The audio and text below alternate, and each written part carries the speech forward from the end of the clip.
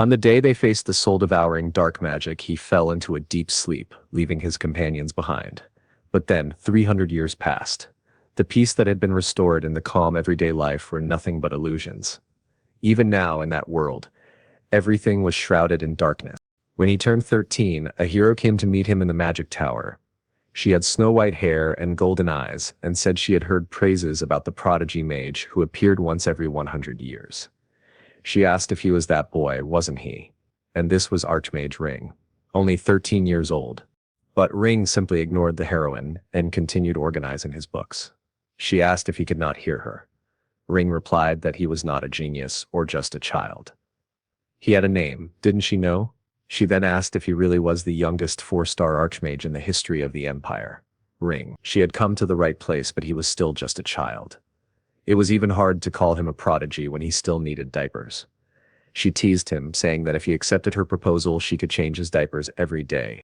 But when Ring summoned a fireball to burn her to ashes, she quickly apologized. The heroine hit her head on one of the bookshelves and was buried under the falling books.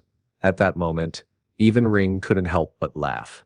From then on, he found himself quite interested in her. She introduced herself as Lista Alter.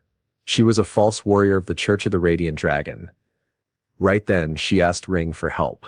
Help to defeat the abyss that was approaching from the South Pole. In other words, she invited him to join the hero's party. Two well-known individuals were already part of Lista's group. The renowned archer of the Empire, Kiss, and the priestess of the Fire Dragon, from the Draconic Republic, Frey. Ring said he wasn't interested in dying, but he asked if the other two were as interesting as her. Lista replied that they weren't as crazy as she was, but there was something even more fun. She said, the world is more interesting. Those words echoed strangely in Ring's mind. He was someone who had spent his entire life studying magic in the tower. His goal was to become the highest-ranked 7-star mage of the Empire. It was said that upon reaching the 7th star, one could discover the ultimate truth of this world. He wanted to reach that realm where no one else had ever arrived. Living there, reading magical books for the rest of his life. Didn't seem too bad, but to master 7-star magic, he needed to know the world outside the tower. Still, traveling aimlessly sounded like a troublesome nuisance. He wondered if he truly needed all that. Then that clumsy heroine appeared, asking him to save the world. That unexpected proposal was enough to pull him out of his comfort and lead him into the outside world. Although he did not have a burning desire for justice to save the world, he accepted her proposal. Later, he met the archer Kiss, who inexplicably could only hit his targets when drunk, and who never spoke. Then there was Freed, the priestess who looked like a chimney, always smoking non-stop, blowing black smoke into his face and laughing like a lunatic. And yet, even in those ridiculous moments, these heroes proved to be incredibly competent. The very moment a creature appeared, it was struck in the eye by one of Kiss's arrows and had its head blown off by a torrent of Freed's flames. They were extremely powerful, the wild monsters they faced on their journey, as well as the Abyss's servants near the pole, were no match for them. Lista always teased Ring, telling him not to fall in love with her, even though she knew she was very charming, but in the end, she was the one who cared most for him. She worried that he was too naive and might be deceived by some other girl. 5 years passed like that. As their journey to save the world from the abyss neared its end, Ring's body began to show signs of deterioration. It was the result of being under constant enemy attacks for 5 years. Just before the final battle against the abyss, he was dying, consumed by a venom that corroded him with no end in sight. Lista begged him to wake up, but Friede could not break the curse. There was no cure at all. Ring said he didn't want to die. Lista was desperately trying to find a solution, but Ring told them not to worry too much. He revealed a seal carved into his chest and abdomen, the inferior seal of the Lord, an enchantment of immortality engraved into his heart. A spell that would put his body into hibernation and heal him. He had no idea how long it would take for him to awaken, but it was the only option left. His body began to freeze over, protecting him, and Ring said that one day he would return. He asked them to at least win the battle. Lista promised that they would meet again, and she asked if he truly promised to come back. When he returned, the 4 of them would explore the world once more, and she swore she would stay by his side until he awakened. And so, Ring promised. He wanted to return, but his consciousness was being dragged into the cold embrace of death, a sensation of floating and emptiness as if he were sinking into a swamp. While he was drowning, the others fought to avenge him, to defeat the abyss once and for all. Their journey to explore the vast world together ended before the abyss, but the only thing Ring could see was darkness. When he grew tired of struggling against that endless void, he suddenly found himself before the light once more. At that moment, a woman asked if Rain was all right, and he realized it was his mother. But then he thought, wait a second, I have a mother? Wasn't he an orphan? That was when he noticed the sunlight burning against his face and wondered where on earth he was. Before continuing, I must say something to you all. Nearly half of the people watching these videos aren't subscribed. That's right, you scoundrel. Watching without subscribing. Go ahead and subscribe. Turn on the notification bell and leave a like, because it really helps us out. Alright, now let's continue. Rain's mother asked why he was acting so strangely. This was the Plaza of Heroes. He had been there before. In the center stood a statue built in honor of the heroine's party, and there they were. Kiss, Lista, Pride, and Ring, the four heroes of that world. Rain then asked his mother what year it was. Of course, it was a strange question, but she answered anyway. It was the year 1418 of the Teresian calendar. Rain wondered if this meant he was in the year 1418. Had he been reborn into another body, or had his memories simply been overlaid onto someone else's body? The sensations were strange. Everything felt as if it had happened only yesterday. Lista's laughter, kisses, drunken silence, Pride's endless smoke. He wondered if all of that had really happened 300 years ago. Then he asked an almost nonsensical question. Did they actually win the final battle? But Rain quickly reasoned, of course they did. That's why this statue is here. That's why the sky is clear and peaceful. His mother confirmed it as well, saying it was obvious they had won. She added that if he went to the Vatican Tower now, he would still be able to see the frozen remains of Mage Ring. Rain wondered again if he had possessed another's body. His mother explained that Lista had remained by Ring's side until the day she passed away. It was truly sad, but at the same time, beautiful. At that moment, Rain found himself smiling. He said it was incredible that she had kept her promise. Then he approached the statue and said that there was someone who hadn't kept their promise. That person was him. Later, Rain began to research. He didn't know exactly what others had said about him, but what he found was that he had become a historical figure. The emperor himself had erected a monument in his honor, and many magical towers and mage families revered him as a saint, the great Mage Ring. But what 300 years had truly left him with was only magic. The memories of traveling across distant lands, of the radiant smiles of his companions had already become legends, no longer memories. Once, Lista had told him that memories only become true memories when they are shared with someone. And so, his memories were not yet memories. Until he could meet them again, they would remain only within his heart. They were the things he had to live with alone. They echoed in his mind like unanswered questions. Now they were gone, but they had left behind a beautiful world. So Rain asked himself what he should do now. Then he remembered, he still had a task to fulfill. The Holy Human Empire divided mages into 7 ranks, from 1 star to 7 stars. In the end, Ring had achieved the rank of a 5-star mage. In the Empire's entire history, only 2 people had ever reached the level of 6 stars, known as sages. They were said to have touched upon the very truth of the world. If he had not departed with Lista, Ring probably would have reached the 6th star, grown old, and died without ever touching the 7th. He would have regretted never leaving on that journey. Even if he could go back in time, he would accept that same proposal again. At the very least, he hoped this world would remain filled with laughter, just like Lista had once said. A world they desperately protected together. It might not have been exactly as they imagined, but those who reached the truth of the world could truly see what had happened. And so, in this life, Rain vowed to become a 7-star mage, to escape the sadness and emptiness he felt for Lista, for Pride, for Kiss, and for himself, always grumbling. His companions had always been eccentric, but he had truly loved traveling with them. Rain bid his farewell. The dead remained in the past, unable to follow, while the living were carried by the flow of time and had to move toward the future. Thus began his second life. He recalled a moment when Lista had asked him if he had a family. Ring had answered no. He had never even known the face of his mother. He was raised in the northern slums. If not for the Magic Academy's headmaster, Osiris, who had discovered his talent and taken him in, he would have lived as an orphan and died in the streets. And Pride had once said that It was truly a shame, and Rain said that even if he had a family, he wouldn't know how to deal with them. He insisted he didn't need one, nor anything like that. But Lista had once told him not to make things so complicated. She knew he was a kind-hearted person, and said he would do well. The next morning he was awakened by his maid. She left to prepare breakfast while he got dressed. Rain thought about how his past life memories had returned to this spoiled 9-year-old boy only 20 days ago. He was now the eldest son of the Ludwig family, one of the 5 great magical houses of the empire. Once an orphan, he had been reborn this time into nobility. But Rain knew he would need effort to adapt to this new life. He was greeted by his maid, and then by his mother, who said the timing was perfect. Rain could let his father know that breakfast was ready. His father, Kevin Ludwig, mentioned that even in his sleep, Rain looked a bit tired. Probably from the journey, he guessed. Kevin then asked if his son had only come to announce that breakfast was ready. He thanked him but explained he'd come later, since he was in a rush to prepare for the presentation of his thesis. He said eating made his head heavy, and he wanted to focus on getting as much done as possible. Rain asked if that was where he had stopped. Then he offered to help his father with the magic circle.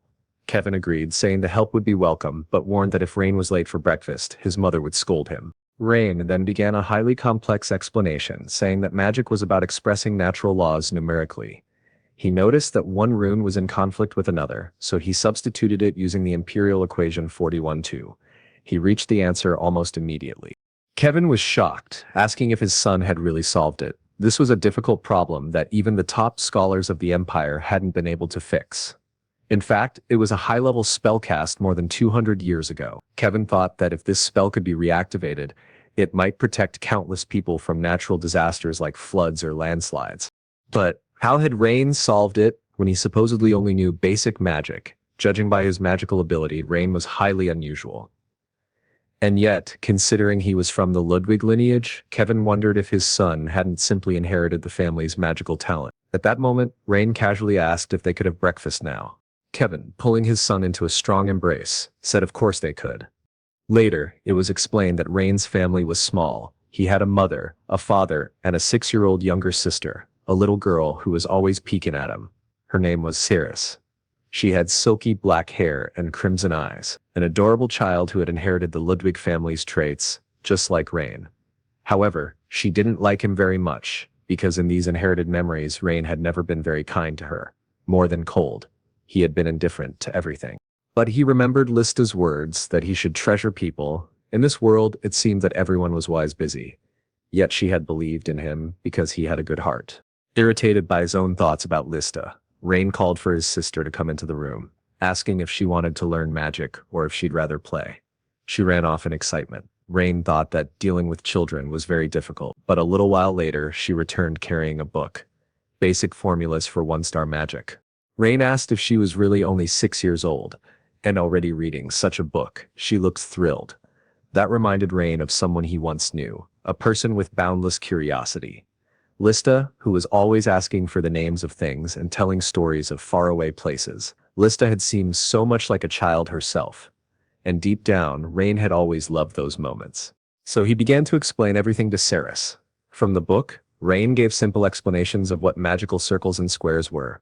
He said they were like houses built from different materials. The form of the magic circle determined the attribute of the spell. A triangle was fire, a fan shape was wind. Then he explained the next step, runes. Runes were magical words. U meant bind. R meant disperse. So for example, a rune IU inside a fire triangle became a binding fire spell. But since she couldn't yet understand the math, Rain had to explain what addition and subtraction were before he could go further. The household servants who witnessed this were stunned. Their young master Rain had completely changed. He was different from the boy he had been before. Ever since that day, he visited the Plaza of Heroes. Later, when the parents found them together, they were deeply moved by the scene. Rain's mother even said she wished she could have it painted. Kevin agreed, though joked that by the time a painter arrived, they would all be grown up already. Kevin then noticed Rain was teaching magic to Cirrus. He said that ever since Rain had returned from the plaza, he seemed like a completely different person. He had even become far more mature, almost overnight. His mother asked, half joking, if perhaps their son had been possessed by the abyss. Kevin said no, but explained that he had experienced something similar once. When he was a student, he had the honor of meeting Lord Rin. At that time, Kevin was proudly boasting about becoming a 3-star mage, while Lord Rin had already risen to 5 stars during the war. Living in the peaceful era that the heroes had created, Kevin realized how complacent that had been. Perhaps Rain now carried a similar mindset. Rain's mother then asked if Rin had really been frozen in time. Kevin confirmed it, saying Rin had mastered ice magic so perfectly that he remained preserved exactly as he was at the age of 18. Beyond that, however, he knew little. But Kevin added something else. Within that ice was also Lista's magic. Only Rin and Lista themselves could awaken it. Everyone believed it was a letter, a message, left in case Rin ever returned. Kevin also told his wife that perhaps their son Rain was a genius who might one day reach the level of a sage. After all, he had solved a magical equation Kevin himself had struggled with for a whole year, just by looking at it once. She asked if that was why he had come to breakfast earlier than usual. Kevin admitted it was, and said that, though it might be a little early, perhaps it was time to teach Rain the family's forbidden magic. The art of the mage thief, capable of reading and stealing all magics. This spell was permitted only for members of the Ludwig family, but it was notoriously difficult to teach. Kevin already had an idea in mind. Later, Rain admired the land he now lived in, blue skies, vast fields of tulips, a charming region of which 1/3 belonged to the Ludwigs. The weather was perfect, so he stood to reflect. To reach great distances, one needed both medium and long-term goals. This was essential on the path to truth. The journey to become a 7-star mage was long. No matter his age, he couldn't afford to waste time. His first step was to summon his guide. Just then, Saris appeared and noticed that he was having some trouble. Rain asked if she wanted a guide too, and she replied with an enthusiastic yes. She became so excited that she even started to dance. Rain thought she was a little too thrilled with the idea. He then inscribed the magic circle with the runes Ju, Yu, Du, and J. The guide was an advanced spell that combined 4 elements, and only a 4-star mage could perform it. At that time, only 10 mages in the entire country had the capability. Yet Rain succeeded, summoning a towering pillar of magic. However, the strain was severe. Blood poured from his nose and eyes. He realized he was not yet ready for 4-star magic. Luckily, it was only a guide spell. Had it been an attack spell, he would have died. His body was still weak, but the summoning was successful. The guide's name was Rudian. Its purpose was to evaluate the user's abilities and identify their magical potential, essentially to advise on what to study and practice. Rain noted that, in essence, Rudian was full of the most effective runes for learning. Though it seemed simpler, it was still a 4-star spell, and Saris absolutely adored her new guide. Rain told her she could go study with it. Meanwhile, he felt dizzy and admitted he needed to restore some of his magic power before summoning his own guide. Later, when he examined his Rudian, it reported his current magic power at 3,024 points. He thought this was slightly below the standard for a beginner mage. His magic circle level was 77 and his resistance 64. He still had a long way to go, but then the guide detected a lineage-restricted spell manual. Rain was deemed eligible to learn Bilidius and Bilius. He smiled, thinking this body wasn't completely useless after all. He remembered that, during his journey with Lista, a young mage had once approached him. That boy aspired to become the supreme archmage of the Empire and replace Rin, the hero's party. But his abilities were ordinary. Rain had nearly burned the boy to death. Ordinary though his magic was, the boy's eyes were a problem. With those eyes he could replicate any spell he saw. He could launch perfect counterattacks, even against Rin, who was the strongest mage in the world. Now Rain understood. This was the power of the Ludwig family's hereditary magic, Bilidius. Simply by observing the movements of magic, one could identify which spell the enemy was casting. From there, it was possible to detect the perfect counterspell. There was also Belcurious, a legendary ocular power awakened by only 3 people in the history of the Empire. If Beldidius allowed one to discern enemy spells, Belcurious granted the ability to appropriate them. For this reason, the Ludwigs were known as the Mage Thief. Their infamous reputation came from those very eyes. Rain thought to himself that now, at last, he had a clear objective. With his current magic power and resistance, it would be impossible to become a great mage like he once was. But with this body's hidden potential, there was hope. Later, Kevin approached him and asked if he was interested in learning the family's secret magic. It might be a little premature, but he could begin training. From that day forward, Helen would serve as his mentor.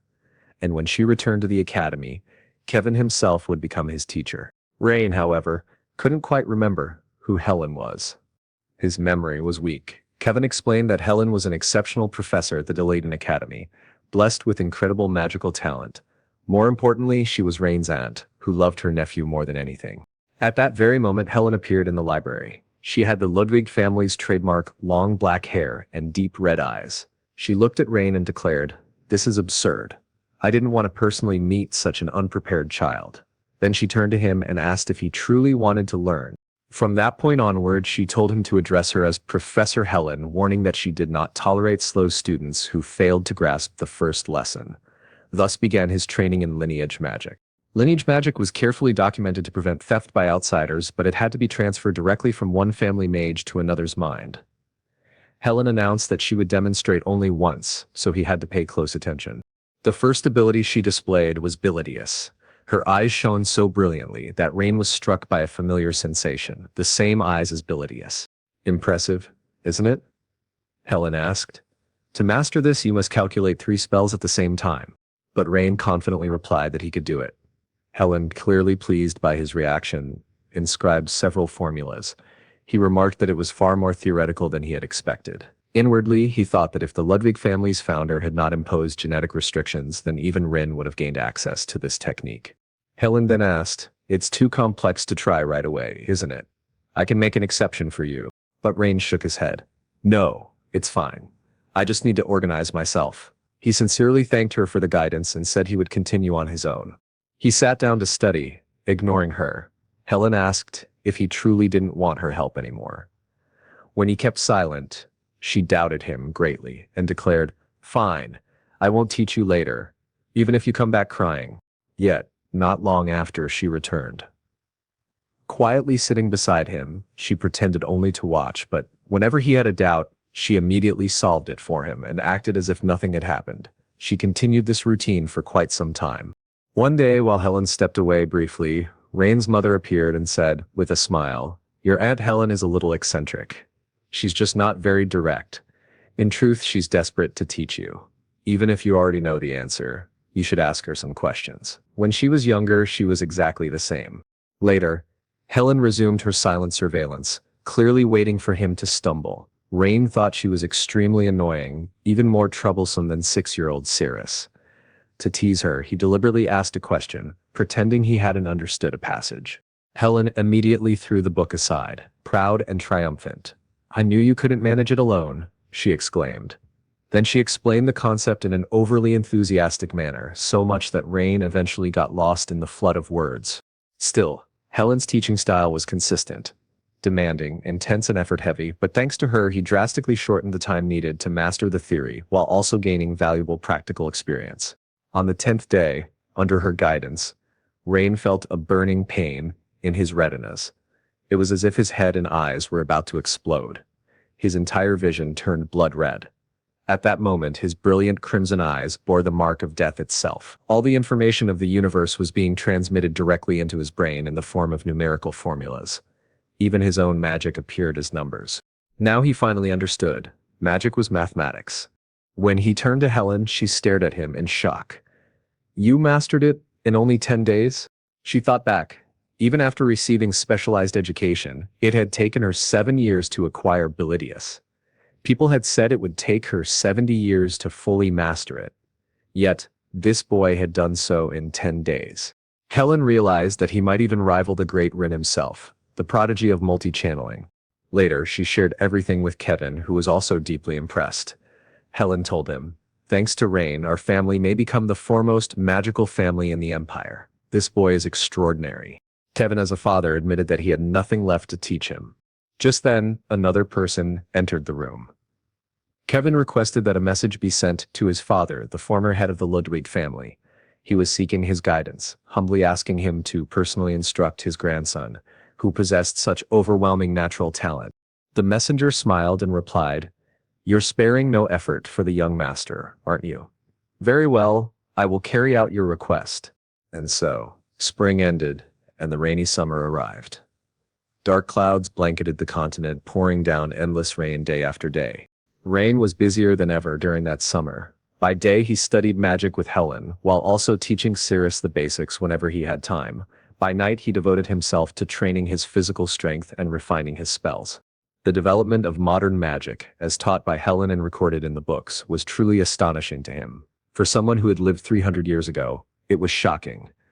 Many complex formulas had been simplified, and not only was the activation time reduced, his magical power had also increased greatly. The level of magic had improved tremendously compared to what it had been 30 years ago. He realized that he might even lose to a modern 4-star mage, and it was absolutely impossible for him to become a 7-star mage in this era. With his current state, he needed far greater power and far more knowledge.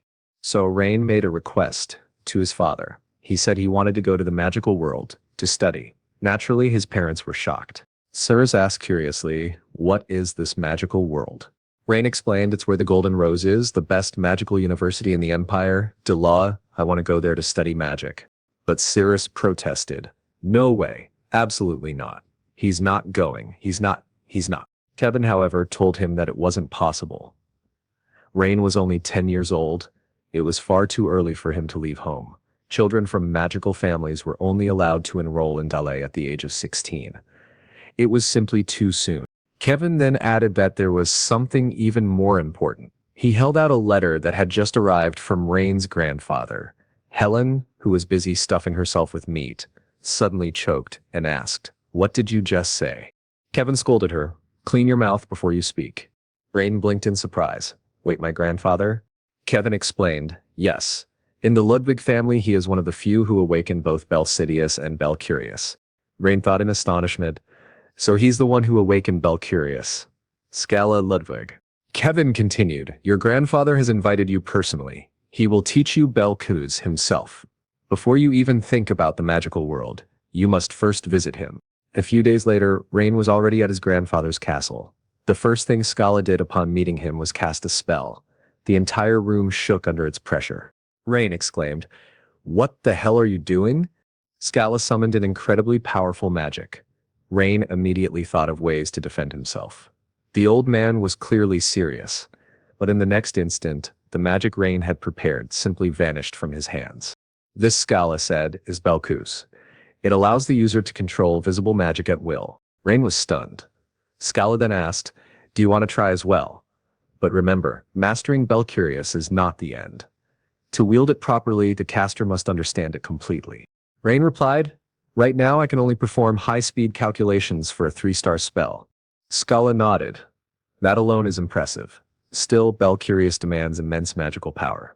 With your current state, you're still a bit far from it." But Rain smiled. "It's just a long road, isn't it? Not impossible. I want you to show me that path." Before Kevin could excuse himself, Scala stopped him. "My initial greeting was rather rude. I apologize. You are sincerely welcome in my home." Then, after confirming Rain's aptitude, Scala invited his son to share a drink with him later. Kevin was deeply moved. It had been a long time since his father spoke to him with such warmth. Later, the training began outside. Scala declared, "After this training, you will be able to wield Belcurious freely. Read this incantation carefully. Do not make a mistake. In real combat, a single slip would already mean death." Rain barely avoided being struck by Scala's lightning, but even then Scala had to admit, the boy had talent. Whenever Rain learned one thing, he immediately grasped many others. He was a true genius, someone who could master in a single day what would take others an entire month. Now, all that remained was for him to master the use of his eyes and withstand the strain of magic. Scala told him, "During this training, you must risk your life if you wish to grow strong enough." Rain nodded. He understood and agreed. Then Scala warned, "I will throw a fireball now. If you cannot dodge it, you will die." Instead of dodging, Rain stood firm. Scala launched a massive fireball straight at him. At that moment, Rain managed to activate Bellidios. The fireball raced toward him and Scala did nothing to stop it. Rain knew he had to interpret the opponent's magic and manipulate it with Bellidios. With tremendous effort, his eyes even bleeding, Rain finally succeeded. The magic transformed before him into a numerical code. He thought, Bell-Curious has been activated as well. The entire universe is turning into equations, pouring directly into my mind. Now I just need to alter these formulas. He noticed that the magic circle consisted of two triangles with a size of 17 axes and a range of 23 kilometers. When he solved the equation, the fireball simply vanished before his eyes. Exhausted, Rain collapsed, but his grandfather caught him. Scala said, "You did very well. Now all you need is a little more magical power." I can hardly believe it. You awakened Belkos at the age of 14. I myself only achieved it at 39. This boy, he may truly rewrite the history of the Empire. Later, Scala told Rain that he would not interfere with whatever life he chose to live. But he recommended, when you turn 16, make sure you enroll in Delight. If you graduate at the top of Delight, to meet the Archmage Rin. His body alone was not that interesting, but the harrowing Lista left a letter for him, and Ren was curious to know its contents. Ren then asked if Lista had left a letter for him, and Scala explained that no one his age had awakened the Belko-san, so he would not yet be able to read the letter.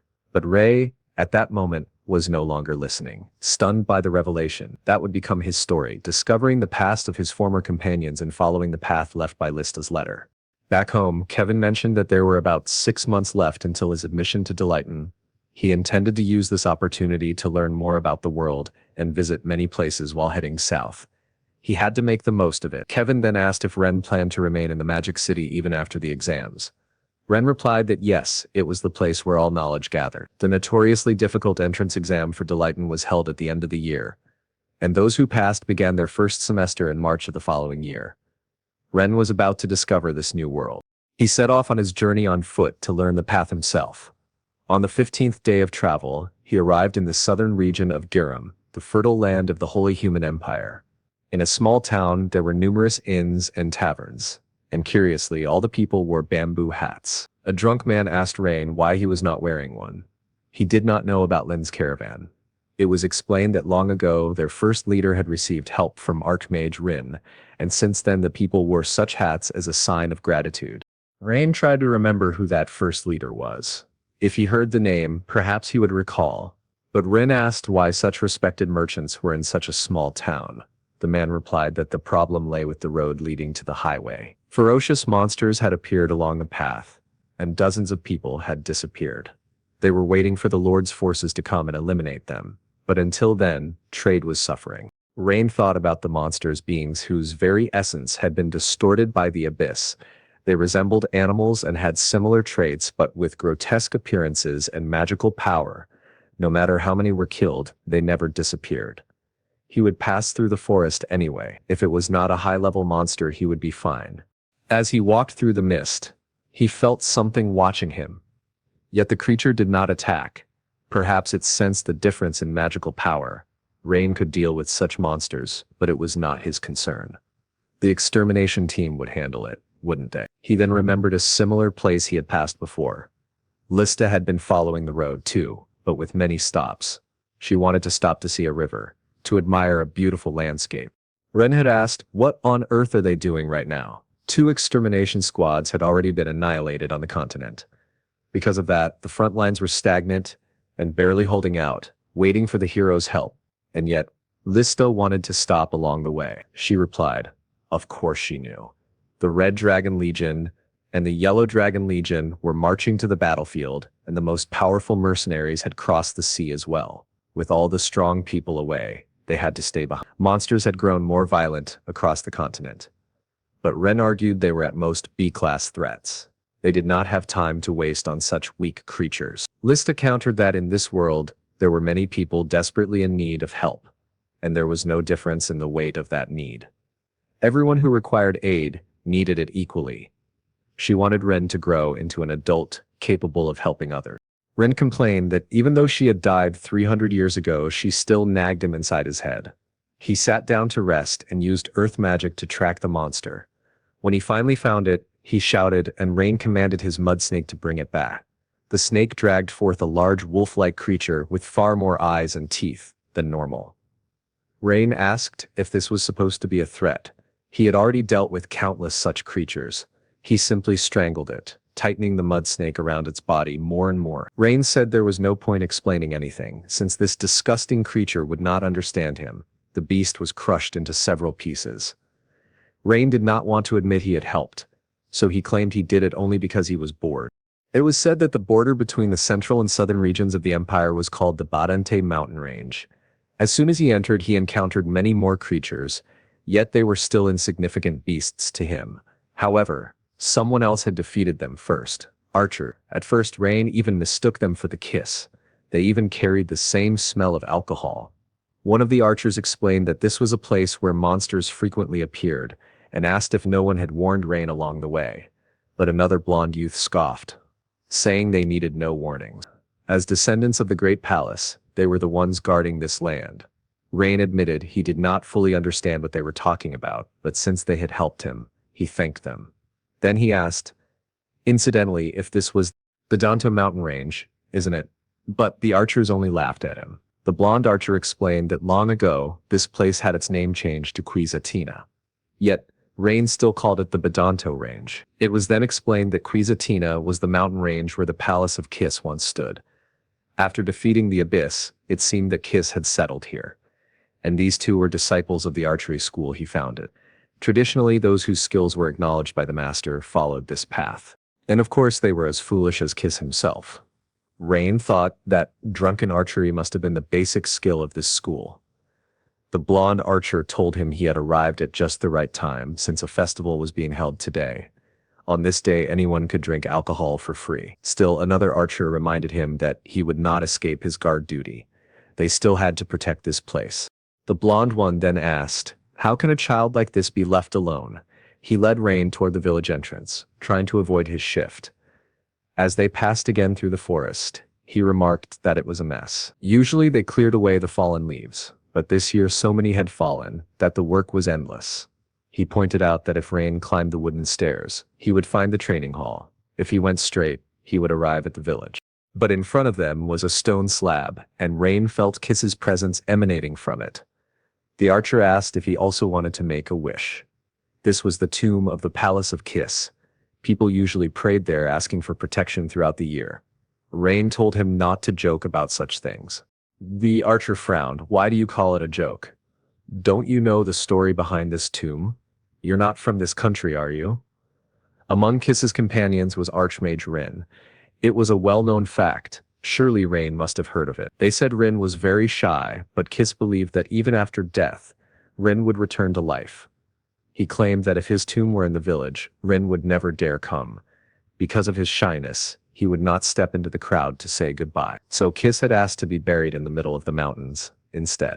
Remembered it all. Kiss smelled of alcohol and snored loudly. Even though he was mute, he loved to ruffle Rin's hair even though Rin disliked it. Still, he was someone who enjoyed sharing knowledge with him, always giving him the same gentle pat on the head. Rain could almost feel that warmth again. At that moment, he thought that perhaps Kiss had known that Rin was eternal, and that they would never meet again. Yet even so, he had done those little gestures. Rin wondered if perhaps he had disappointed Kiss. He had promised to return, but he never did. In that moment, Ray was filled with regret. He ran, stumbled, and fell face first into the ground, feeling utterly pathetic. He had promised to return, but he had broken that promise. Later, sitting on the cliffs, he thought that he had to go back to Kiss's tomb. He had to say goodbye, even if it was late. He had to tell him that he had returned, ask forgiveness, and confess his regrets. He stayed there until nightfall. Rain wondered if this was what Kiss had found in the darkness, for he always saw so much in the night sky. His sight was sharp, his aim flawless, even after drinking. In truth, when he was sober, his aim faltered. He would collapse from withdrawal whenever he was not drinking. Lista had once explained to Rin that Kiss had no tongue, which was why he could not speak, yet he snored like a devil. As Rain remembered all this, he burst into laughter, but in the end, those memories of Kiss's death turned into tears. He could not stop crying beneath the moonlight, and he stayed there for a long time. Later, he finally returned to Kiss's tomb. The first thing he did was stand before it and unleash a fire spell upon the ground. Flames spread, burning away all the leaves that dirtied the path. At last, the tomb was clean. When the sunlight rose, it shone brightly upon the stone. Rin turned and offered his apology. It was not because of shyness that he had failed to return. He lacked the courage to face them all again, to ask for forgiveness, and to admit he could not keep his promise. A few days later, Suffering under the autumn heat, he came upon a radiant city. Before him was the Golden Rose Magic City. At its heart stood the University of Delighten. Rin had been curious to see this place since his past life, but it did not quite live up to his expectations. Still, the city was lively, especially with its bustling magical trade. There was a saying, all knowledge flows through the Golden Rose. It was the place where wisdom from all corners of the world gathered. Later he was buying a stone that resembled ore. It cost 10 copper coins, though in his time it would have cost 80. Just then, the bell rang. The test was about to begin. He paid for the stone and started running, but as he did, a thief brushed past him. Rain thought to himself that, truly, the security of this city was not very good. This was a big city, so the guards would surely handle it, but the one who had been robbed, chasing after the thief, was an old man who bumped into Rain. The old man, fallen to the ground, cried that the stolen item was a family heirloom, something his grandson needed for the test that very day. Rain ignored it at first. He had his own exam to attend. But then he heard the voice of the heroine inside him, urging him to help. Passing by the old woman, he asked, "It was that man, wasn't it? The one who took it?" He told her to wait a moment. He would handle it. With great agility, he leapt across rooftops, chasing the thief while preparing a lightning spell. He was just about to turn the man into charcoal when another mage suddenly appeared, cutting off the thief's path. She unleashed a wave of sand magic that completely blocked his escape, forming a towering structure guarded by sand soldiers. The young mage declared confidently that the thief was finished. After all, he had been caught by Kristaten. Rain recognized both the sand soldiers and her arrogant attitude. She belonged to the One family. Like the Ludwig family, they were one of the 5 great magical houses. From his past memories, he recalled meeting her a few times. She had always been cheerful and confident, but Rain never cared much for her. Whenever they crossed paths, she tried scolding him, and he ignored her. Still, he noticed that she was already wearing the academy's uniform, despite being his age. At that moment, the thief counterattacked, dispelling the sand magic entirely. He created a violent gust of wind that carried a child away from his mother. Rain, using nature magic, extended a branch to catch the child, and safely returned them to the mother. That was when he realized the thief was also a mage. His own magical power was weak, but the equipment on his left hand was amplifying it. Kristaten admitted that for a thief, he was highly skilled, and she prepared to block him. She cast a 2-star spell, which even impressed Rain slightly. If the Ludwig family was known as the family of thief mages, the One family was famed as commander mages, with exclusive earth element summoning magic. Kristaten then summoned a sand golem. Arrogant as ever. She thought the fight was already over, but the thief laughed, boasting that with his equipment he was invincible. A strange, dark magic shot out from his artifact, piercing through the golem's chest and turning it against its own master. When Kristaten realized, it was already too late. The golem was about to crush her. Luckily, a powerful lightning spell ripped off the golem's arm, saving her. Rain remarked that revealing his trump card so early was a foolish mistake, then told the thief, "Here's a tip, casting a faster spell doesn't mean you'll win." Kristaten turned to him, shocked. "Is that you?" she asked. But Rain ignored her, focused on defeating the thief. The thief redirected the golem to attack Rain. However, Rain activated a water element magic circle inscribed with fire runes, creating a powerful current that pushed the golem away. Kristaten asked if he was a water elemental mage. She explained that while water was naturally strong against earth, her golem would not fall to a 1-star spell.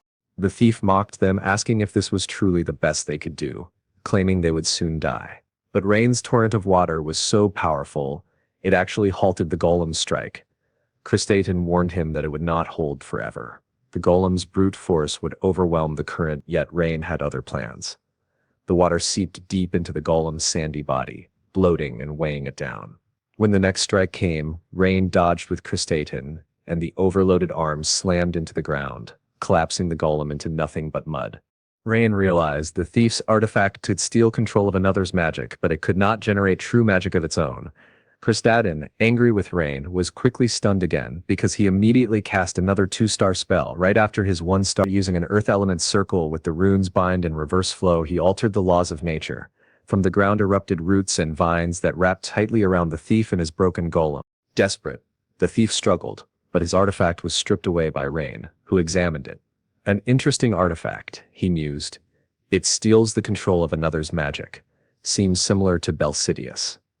With 2 magic circles inscribed in this gem, it can only steal spells up to 2 stars. The thief cried out in panic. Who the hell is he? How can he cast so quickly? Rain thought to himself that no one would believe him if he revealed his true identity. He returned the artifact to the old woman, advising her to keep it safe from now on. She thanked him profusely, and the surrounding crowd broke into applause and cheers. And Rain realized he was already late for the test, when finally someone else arrived to deal with the thief. The hooded figure who approached was Professor Caroline.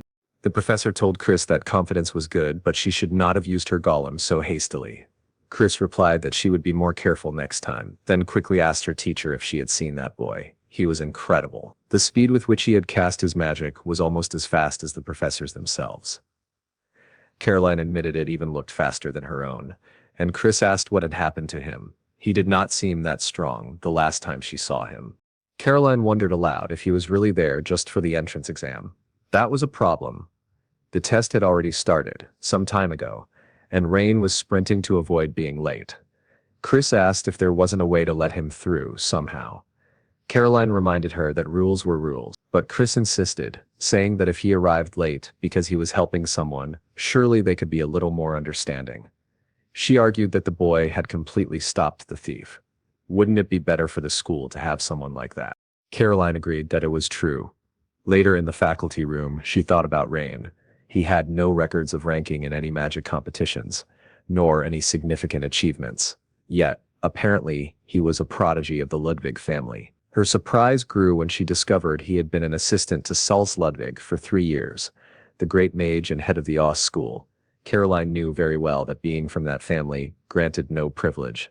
After all, even Helen had been rejected by him. If Rain truly had been Saul's Ludwig's assistant, then he must indeed be a genius. Caroline scheduled a meeting with the chancellor to discuss the possibility of individual admission.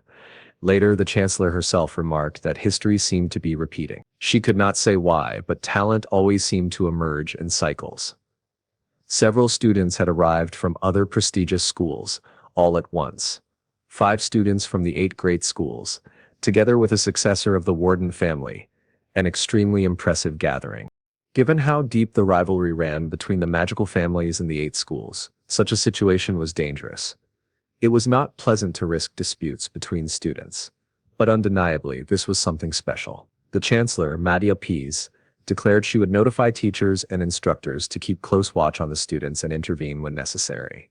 She then asked Caroline what was troubling her at that moment. Caroline hesitated, saying it might be too early to decide, but there seemed to be another genius among the magical families, someone besides Krista. She added that even if she explained, perhaps the chancellor would not believe the circumstances surrounding that boy. She wished Madia could have seen the family meeting. Nadia sighed, accusing her of bringing up that topic again. Caroline replied that it was only her opinion, but perhaps they could allow Rain Ludwig to enroll. It would not interfere with anything, and she was curious how he would act in such a situation. Madia answered that they would soon see, since his instructor would be none other than the strict Professor Owen. She also asked if Rain had really refused all rewards for what he had done. Caroline confirmed it, saying that rather than seeking attention, he actually disliked being the center of it. He preferred to stay quietly reading his books. Madia called him a rather strange boy. Caroline replied that the strange ones often became the best mages, just as her master used to say. Then she asked why Madia seemed so melancholic that day. The chancellor admitted that Caroline's perception was as sharp as ever. She explained that the thief Rain had caught seemed to be connected to the dark church and warned that they would surely appear again soon. She had a bad feeling and told Caroline to prepare. Not long after, Rain was officially notified of his admission despite missing the exam. On the morning following the chaos, Professor Caroline suggested he could simply pretend to have taken an additional test and be placed on the list of accepted candidates. This was no problem for him. In truth, he was eager to take the test anyway, so he immediately accepted the offer. Soon, he stood before the great gates of Delighton, the greatest academy of magic. Later, wearing his new uniform, he reflected that he had never truly belonged to any school. In his previous life, he had learned everything in the magic tower.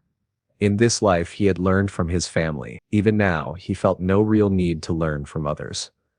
But he had to uncover what Lista had left behind. She was waiting for him at the end of the path. Rain thought that until then, he should raise his magic skills at least to the level of his past life. That was when Chris approached him. She almost thanked him for the other day, but quickly changed her tone. Chris declared that even without his help, she would have handled things herself. Everyone nearby turned to look at her after that remark. Rain admitted she was far more famous than he had expected. Chris said that even so, despite her importance, she acknowledged him as a rival. He should feel honored. Rain thought to himself how much he hated the idea of rivals. Thinking back, he remembered someone very similar in the magic tower of his previous life. An annoying brat who had once declared himself Ren's rival. At the magic tower, there was once a girl who insisted on being treated as a senior simply because she had gamed earlier. She was arrogant and constantly irritated him. Now, back in the present, Chris asked Rain why he was laughing at her. She swore she would show him her true power, and he would regret it. With that, she summoned a sandstorm around him. Rain thought to himself, of all places, why here? Chris demanded if he now understood the extent of her power. To Rain, she looked exactly like that annoying girl from the tower reincarnated. He decided it was time to teach her a lesson. Just then, another student arrived, mocking the scene. He called it a dramatic performance. One the main candidate of a great family, and the other a supposed prodigy who had barely passed the test. The arrogant voice belonged to Hilbert. Hilbert was from Rilnum's school, a graduate and runner-up at Deleighton Academy, and longtime rival of Chris. Hilbert taunted her, asking why she had stopped. Wasn't this the perfect entertainment? Chris replied that the quality of the audience was far too low. It would be terrible if Rain got hurt, wouldn't it? He should be grateful for her consideration. Hilbert sneered that he was so moved he could almost cry, but warned her to know her place before she regretted it later. Chris scoffed, pointing out that these were big words coming from nothing more than a runner-up. Hilbert retorted that her personality hadn't changed at all. Acting this way would only disappoint her family further. It was then that Hilbert noticed Rain standing nearby. He called him the genius, the young master who managed to enter through a special test, and asked what exactly he was staring at. Rain calmly replied that it wasn't as though Hilbert was directly bothering him. He truly didn't care, but he wondered aloud how someone could be so conceited. Did Hilbert even know how to use magic properly? If he wanted to pick a fight, he should at least be decent. Everyone around was shocked at Rain's words. Even Chris herself burst into laughter and said if she were him, she would bury her head in a hole. At that moment, the inspector called everyone into the classrooms. Rain ignored Hilbert completely, and Chris declared she would let it slide this time. But next time, they would duel. Rain, however, had no interest at all. Rumors soon spread about Rain, claiming he had once been the assistant of the great Saul's Ludwig himself. Later, the 1388th entrance ceremony of Deleighton University began. After endless speeches, Rain was already losing patience. Until finally Madia Pius appeared. But the entire hall fell silent, awed simply by her presence. Rain thought to himself that she was the greatest mage of the empire, current head of the Magic Council, and direct descendant of the founder of magic, Emetsa Page. He even noted that her unusual hair color was clearly genetic. He had once met her predecessor. Madio welcomed the students, first congratulating the 233 freshmen gathered there. However, she warned that half of them would not survive into the second year, being either retained or expelled.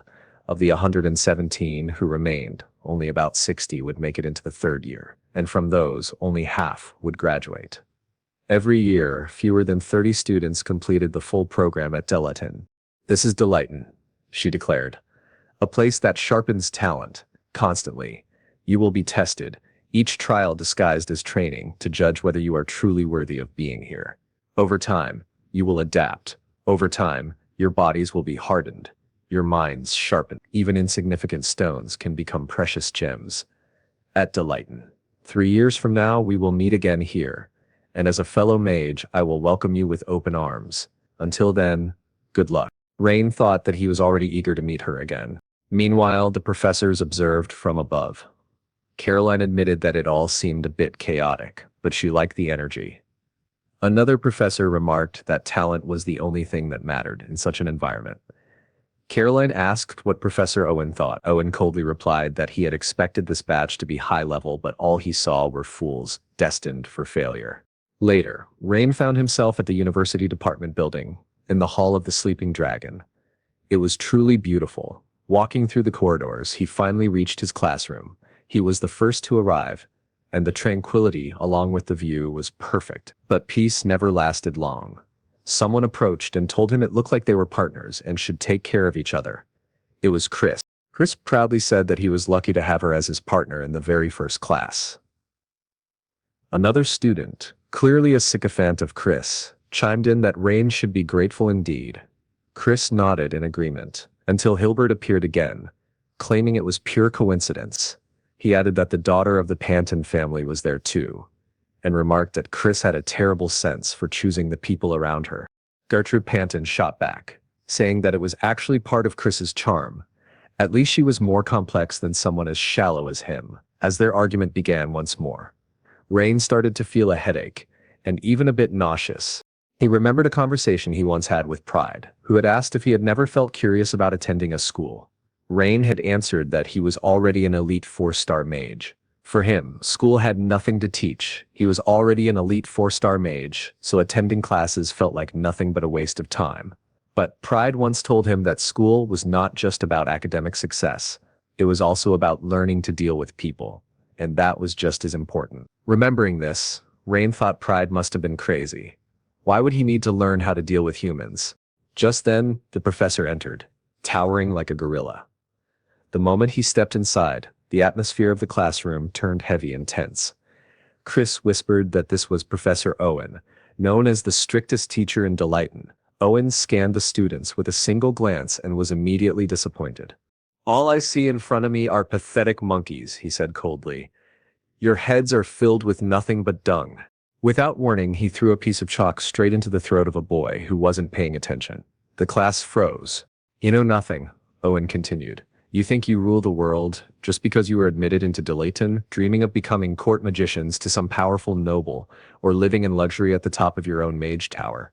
Fine, if you ever reach those goals, you may call me master. Until then, you're nothing but monkeys." He then asked if anyone there came from the 8th-grade schools. A few students raised their hands, and Owen sneered. "The worst of the worst," he said. "The 8 idiotic schools, their so-called formals are ridiculous, and their traditions laughable." Next, he asked if there were any noble magicians present. Chris and Rain both raised their hands. "Disgusting," Owen spat. "Acting like you know everything, strutting around with arrogance. The first thing you should learn is how to wipe your own behind." He went on, "My job this year is to make at least some of you into useful magicians. At the very least, I'll force you to evolve from monkeys into humans." When no one answered, he shouted, "Why isn't anyone responding? Do I need to teach you how to answer too? Are you afraid?" The student stood up and said he wasn't afraid. "Oh, so you think I'm an easy professor?" Owen growled. "Then we'll have a test right now. Pair up, whoever comes in last will be expelled immediately. And I'm not joking." Whispers spread through the class. Could a professor really expel students so easily? Some thought he was only trying to scare them. But then Owen began writing the test on the board. "You have 20 minutes, he said. "Solve the problem. Anyone who fails to complete it in time or finishes last will be expelled."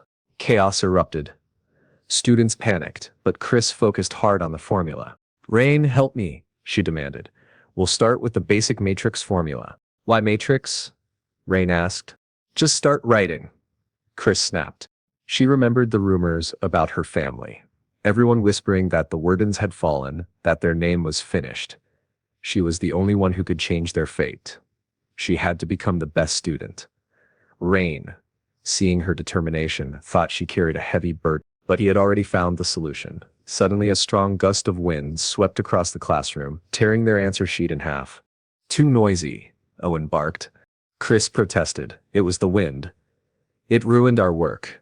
But Rain knew better. It wasn't just the wind. Activating Belidius, he traced the magic dark ray to Hilbert. The boy was from Ruinum, the School of Wind. Their secret art was hidden wind manipulation, silent and invisible. Chris urged him, "Hurry, rewrite it." She realized there were only 8 minutes left. But Rain stopped her. "The way you're doing it, it's impossible. You need to know when to give up. It can be solved, but not with your method." With swift movements, Rain rewrote the entire formula in mere seconds, completing everything with precision. He told Chris to remember well.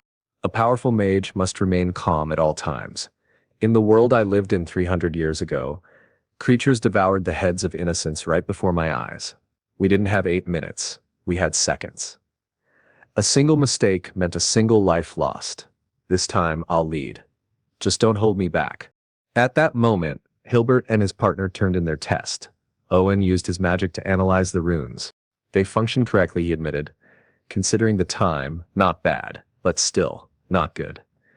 Grade C, Hilbert protested. What? I was the first to finish. How can this be a C? Stop your whining, little windschool brat, Owen snapped. You know very well why you got that grade. Don't act like an idiot. Then Rain pushed past the crowd. Move. It's our turn now. Owen's eyes narrowed, intrigued. He had been eager to expel the two noble students, but seeing Rain's confidence, he allowed it. Rain added, if a mage can't even solve a problem just because the wind blew away his paper, then he shouldn't even be here. He was called a mage. Owen said he loved that spirit, until he noticed that the magic circle was different from the one he proposed. One was a fan-shaped magic circle and the other was circular. Or explained that the rune G works well with the water attribute. Using this, he simplified the mathematical formula to operate the rune and managed to resolve the requirements of a rune with a first-degree equation. The activation time even accelerated. Owen said that this was something that doesn't even appear in high school lessons. They were talking so much that Chris wasn't understanding anything. Ray said that one cannot say they are using magic properly until they master all the runes. Considering this, he changed the formula of the magic circle. Owen admitted that it was indeed a very clever response, but whether it would activate was another story. Rain said that he could check for himself. The man was excited by this challenge. If someone were to build a dual attribute magic circle, the mathematics would become much harder. He wanted to test whether the boy was just being arrogant or not. When he used his magic, it really activated. Its effect was simply beautiful, like a current made of wind. A large star appeared on the ceiling of the room, making a fine rainfall. Owen began applauding Ray. He said that he had been teaching for 13 years and had seen many geniuses, but they were the first to present such an answer. That really infuriated him, but their grade was the highest mark. Rain thanked him greatly for the compliment, and Chris became overly excited. She started jumping and dancing until Owen told her that was enough, unless she wanted to lose points. He also sent Hilbert and his partner back to their seats. Chris walked proudly past Hilbert, but Rain only stared at him coldly. Hilbert asked if he had something to say, but Owen told him he didn't want to repeat himself. Everyone should return to their places. Ren told Hilbert that next time he wouldn't hold back. It was explained that somehow the students had managed to finish their graded test and endure their first lesson while listening to Owen's harsh criticisms.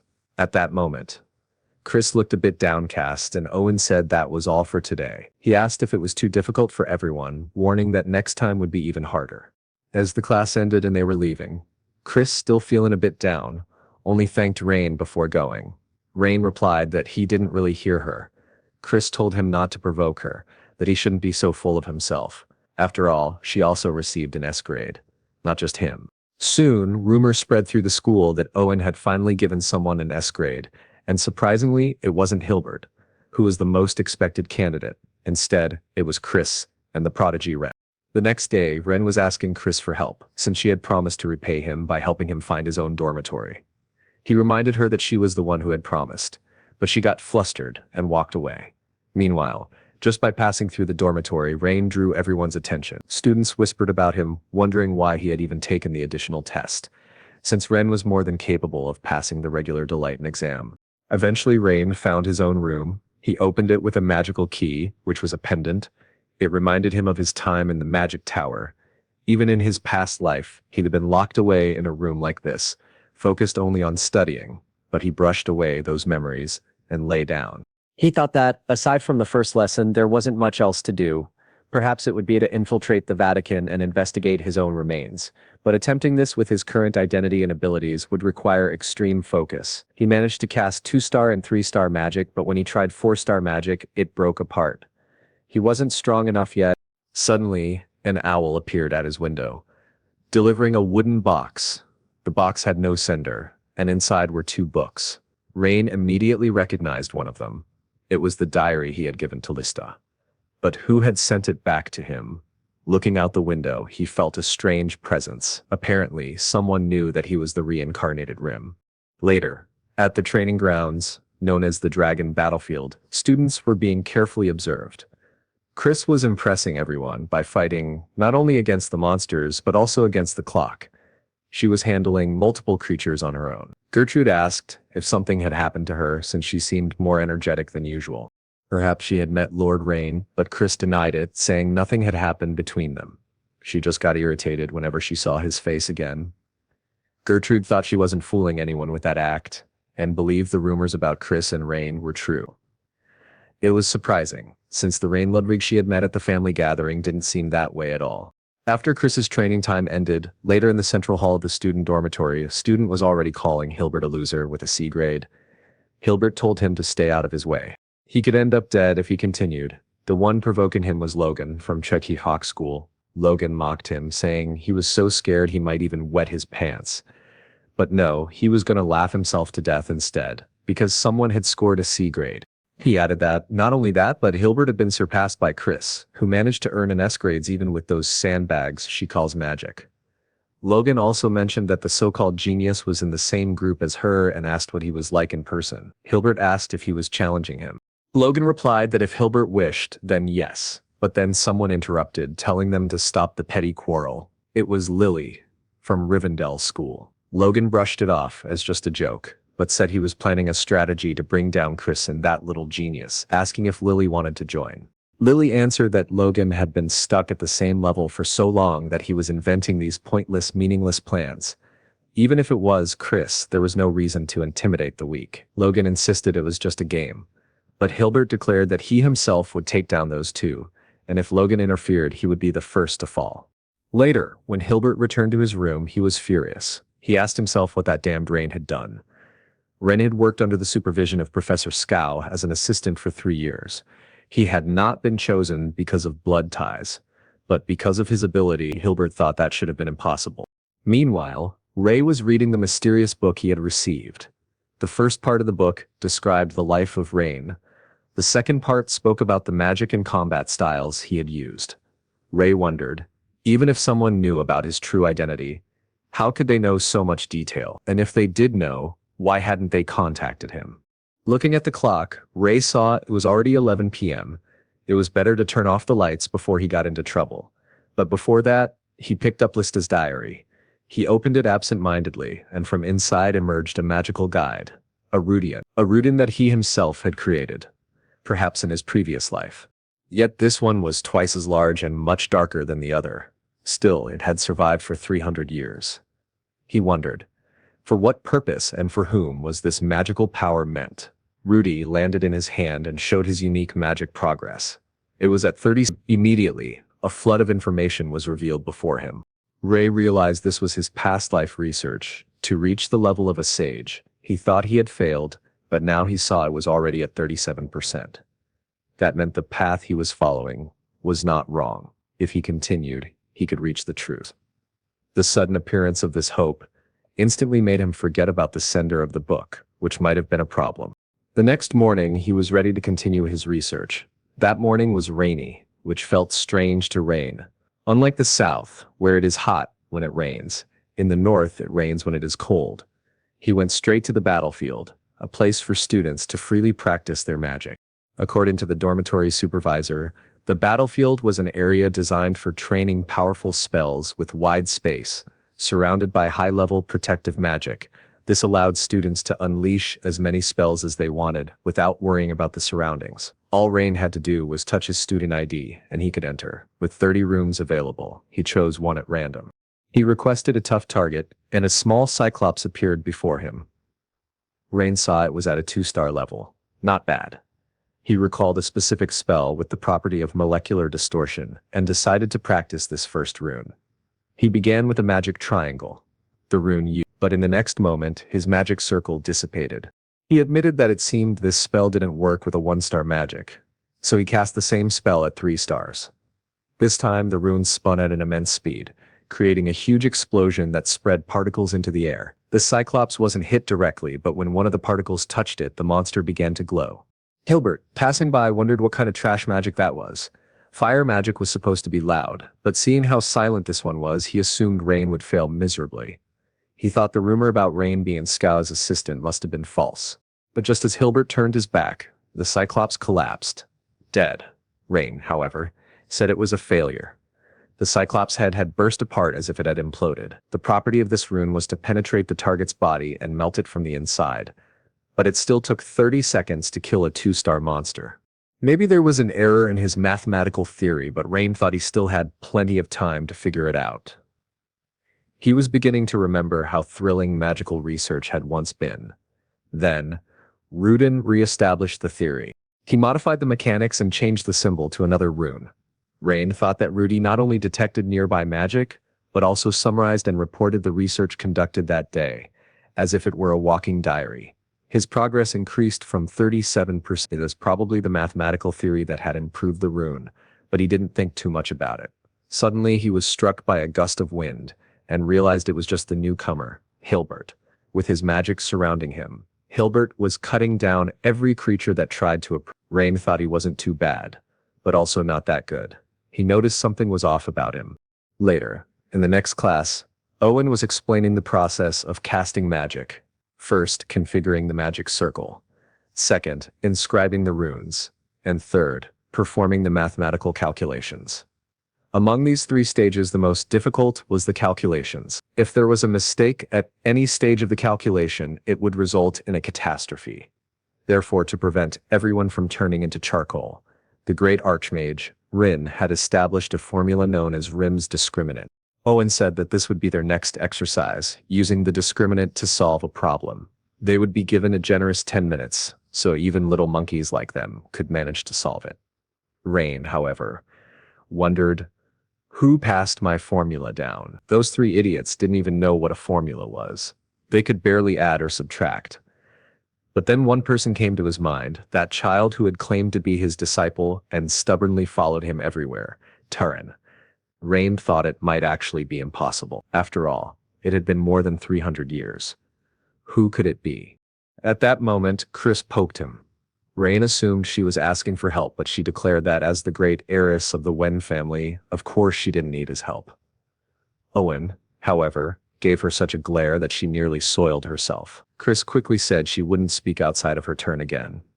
She then handed him something, saying that this was what she wanted to give him, a very elegant wooden box with cookies inside. She was bragging proudly, but when Rain opened the box, all he saw was charcoal. He wondered if those were supposed to be cookies.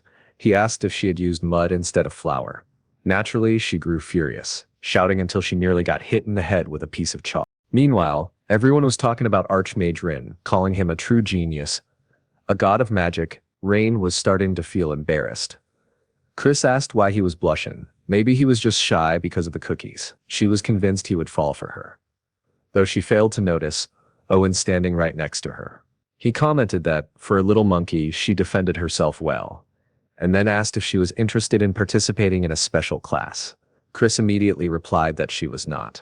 Later, the students were choosing their clubs. Chris confidently declared that she would join the Magic Volleyball Club. Descendants of magical lineages, she said, had the obligation to maintain the dignity of the magical volleyball world. Rain asked, what the hell does that have to do with dignity? He himself preferred to look for something more interesting and said his goodbyes. Delighton offered a wide variety of clubs designed for student interaction and competition. There was the Combat Magic Club, the Fire Attribute Magic Club, the Magic Festival Club, and many others. Clubs were formed by students with common objectives or motivations, and received funding for their activities upon approval from a supervising professor. This gave them the environment to dedicate themselves to research outside of class. But Rain couldn't concentrate very well because of Chris. She insisted that, as someone from a magical lineage, he had to join the Magic Volleyball Club. Rain told her he had never even heard of that, and added that his father wouldn't interfere with whichever club he chose. Gertrude then appeared, saying that magical volleyball was indeed important, and that he should join out of respect for his lineage. Rain, however, replied that it wasn't mandatory. He found the Magical Sculpture Club more interesting, as well as the local Magical Development Club.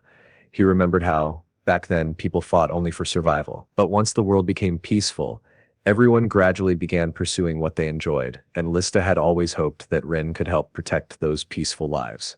Rain ignored Chris and Gertrude completely, saying he was going to take a look at the local Magical Development Club. Gertrude wondered if he realized that being part of the Magic Volleyball Club was essential for high-ranking gatherings. She also mentioned that the Glora family of the Ludwigs had competed against the Page family for over 100 years. But she recalled that the eldest daughter of the Page family had disappeared after a certain incident. If the Ludwig family also fell, then it was time for the Worden family to lead. Excited, she turned to Chris. But of course, Chris had already followed Rain. Eventually they arrived at the local magical development club, only to find that a heated discussion was already underway inside. Logan was declaring that the strong take everything. That was the rule of the clubs. He told them to hand over the room immediately, as it would be very useful for him. Chris explained to Rain that this was L, a junior member from Taiha School, which specialized in training mages with their focus was on martial arts. Logan said he wanted to settle everything with a duel, though of course that little boy wouldn't have the courage, since they needed the local development club, which was ridiculous. Chris explained that this happened quite often. To conduct a club activity, a room was required. And if someone wanted to create a club when no rooms were available, they could take control of another through a magical duel. Rain said he hated troublesome things and was about to give up. But the leader of the development club admitted that while academic achievements had indeed advanced magic, agriculture, first aid, and many other things were also useful for people who had no access to them. If they could find a way to use magic to help those people, they could easily solve problems like poverty. That was why the seniors had created this club, and he wasn't going to hand it over so easily. Logan asked if he was serious. Then he grabbed the boy by the collar and said he could barely maintain a club against a freshman. He demanded to know if those seniors had produced any real results. Did he really believe that this pathetic research left behind by useless people could change the world? The veteran answered that he couldn't allow Logan to take over the club. Logan declared he would open his eyes to reality. He was about to throw the poor boy, but someone electrocuted his hands, stopping him. Rain asked if, by chance, the duel wasn't supposed to be against him since he had just joined the club as a new member.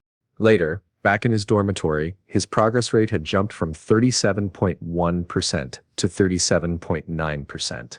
He remembered a moment when Lista had asked him whether magic could do anything. Rin had replied that of course it could not. There were many things they couldn't do, but Lista said that if they could create an oasis in the middle of the desert, they could help travelers searching for water. She told Rin that after his great journey, she wished to create with him a series of spells to make people's lives a little easier. Rin should be the one to create such magic.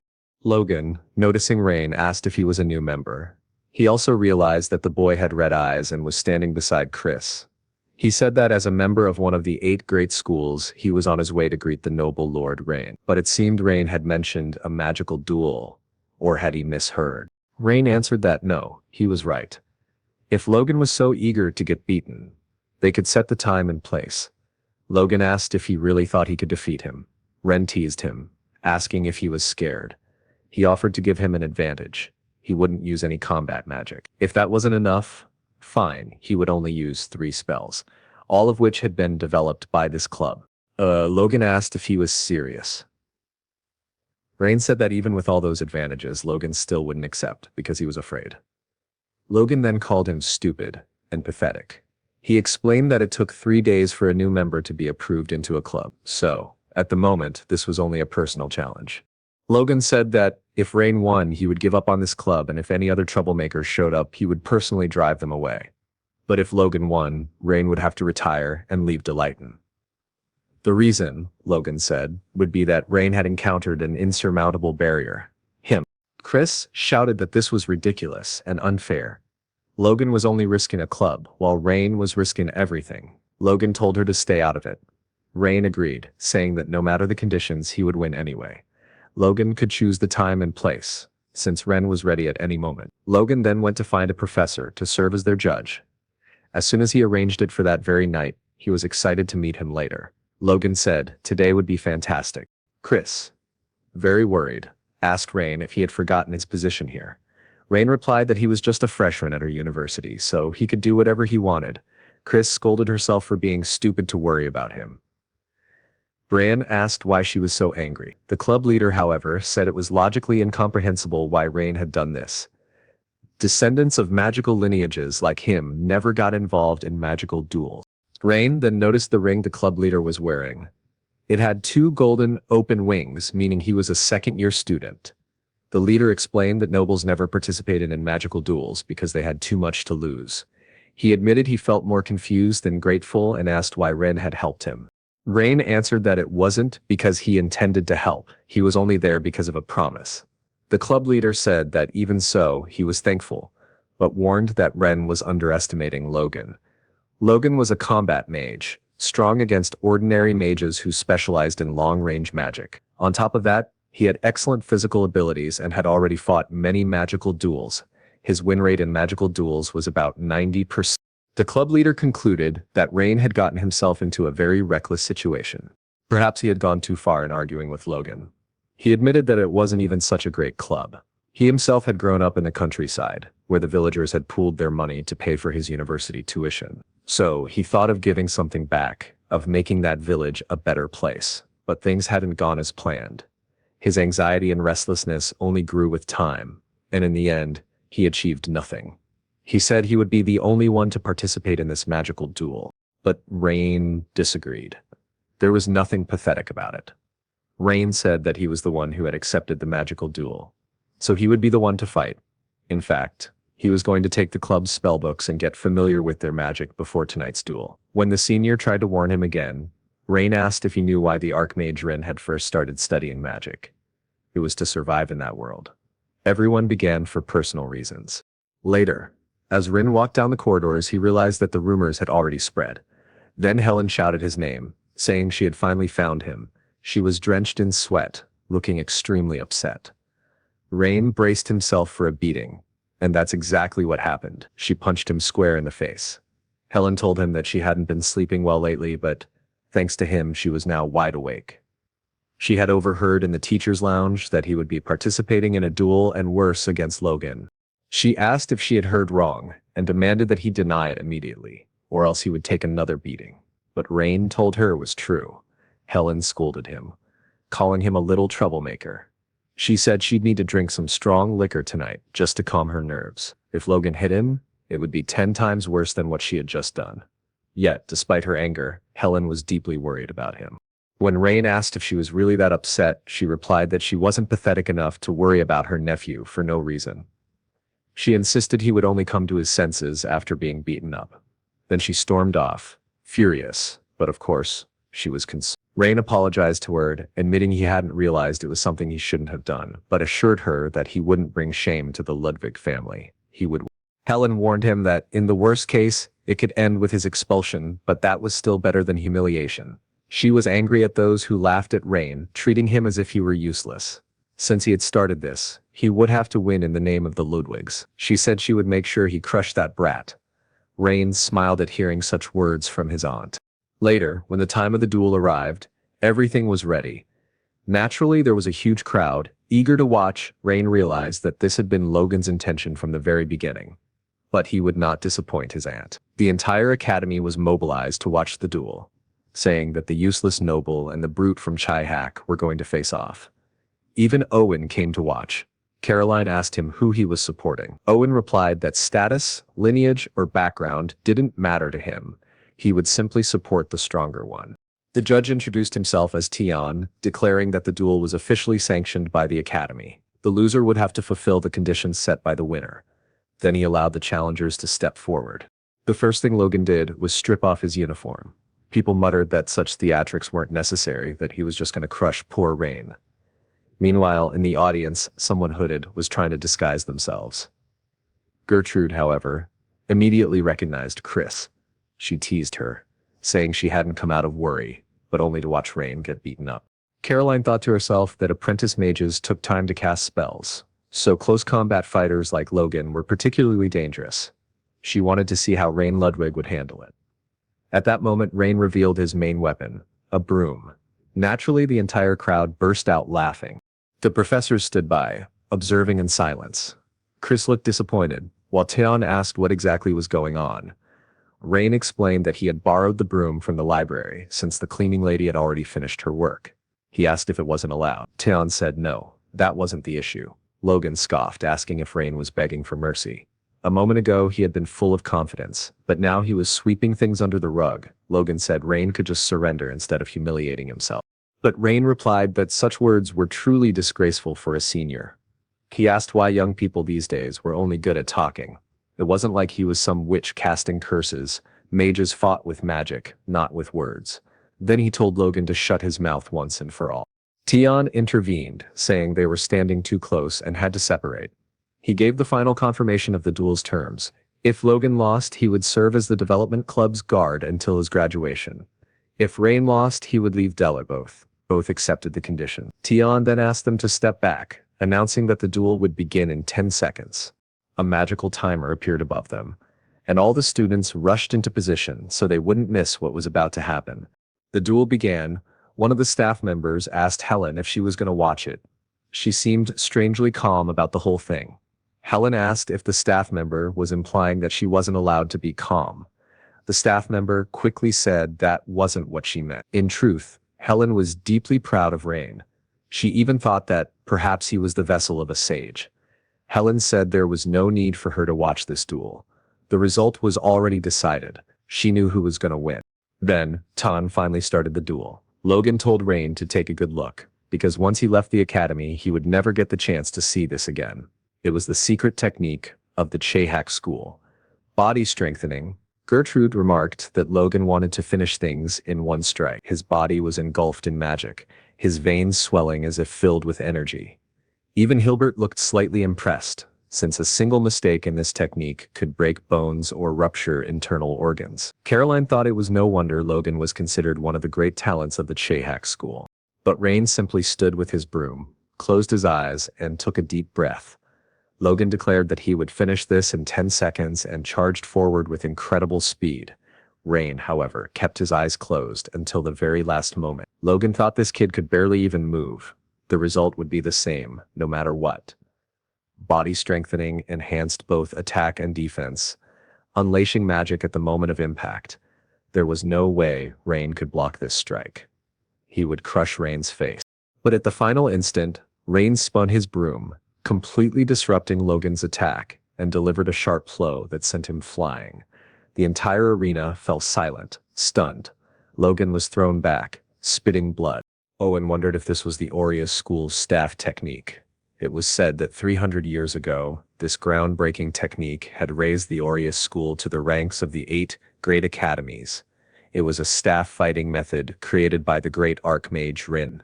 After all, even mages had to learn to fight hand-to-hand to survive. The story went that Rin developed the technique only after taking countless beatings from the heroine Lista. People wondered how a successor of the Ludwig family could have mastered such a skill. But Logan quickly recovered. Caroline noticed that Rain's broom wasn't even broken. Normally, when hitting a body reinforced by magic, a broom would have splintered instantly. But Rain had strengthened it with magic. His control was terrifying, even to her as a professor. The crowd went wild. Logan had taken a crushing blow and been sent flying. Logan thought, what the hell was that? His body strengthening had been shattered by a broom. Rain calmly said, 10 seconds have already passed, and it isn't over yet. That makes you not only a loser, but also a liar. He then declared he would finish the duel in 6 seconds, and that it was a promise. Logan thought Rain was arrogant for boasting after landing a single hit.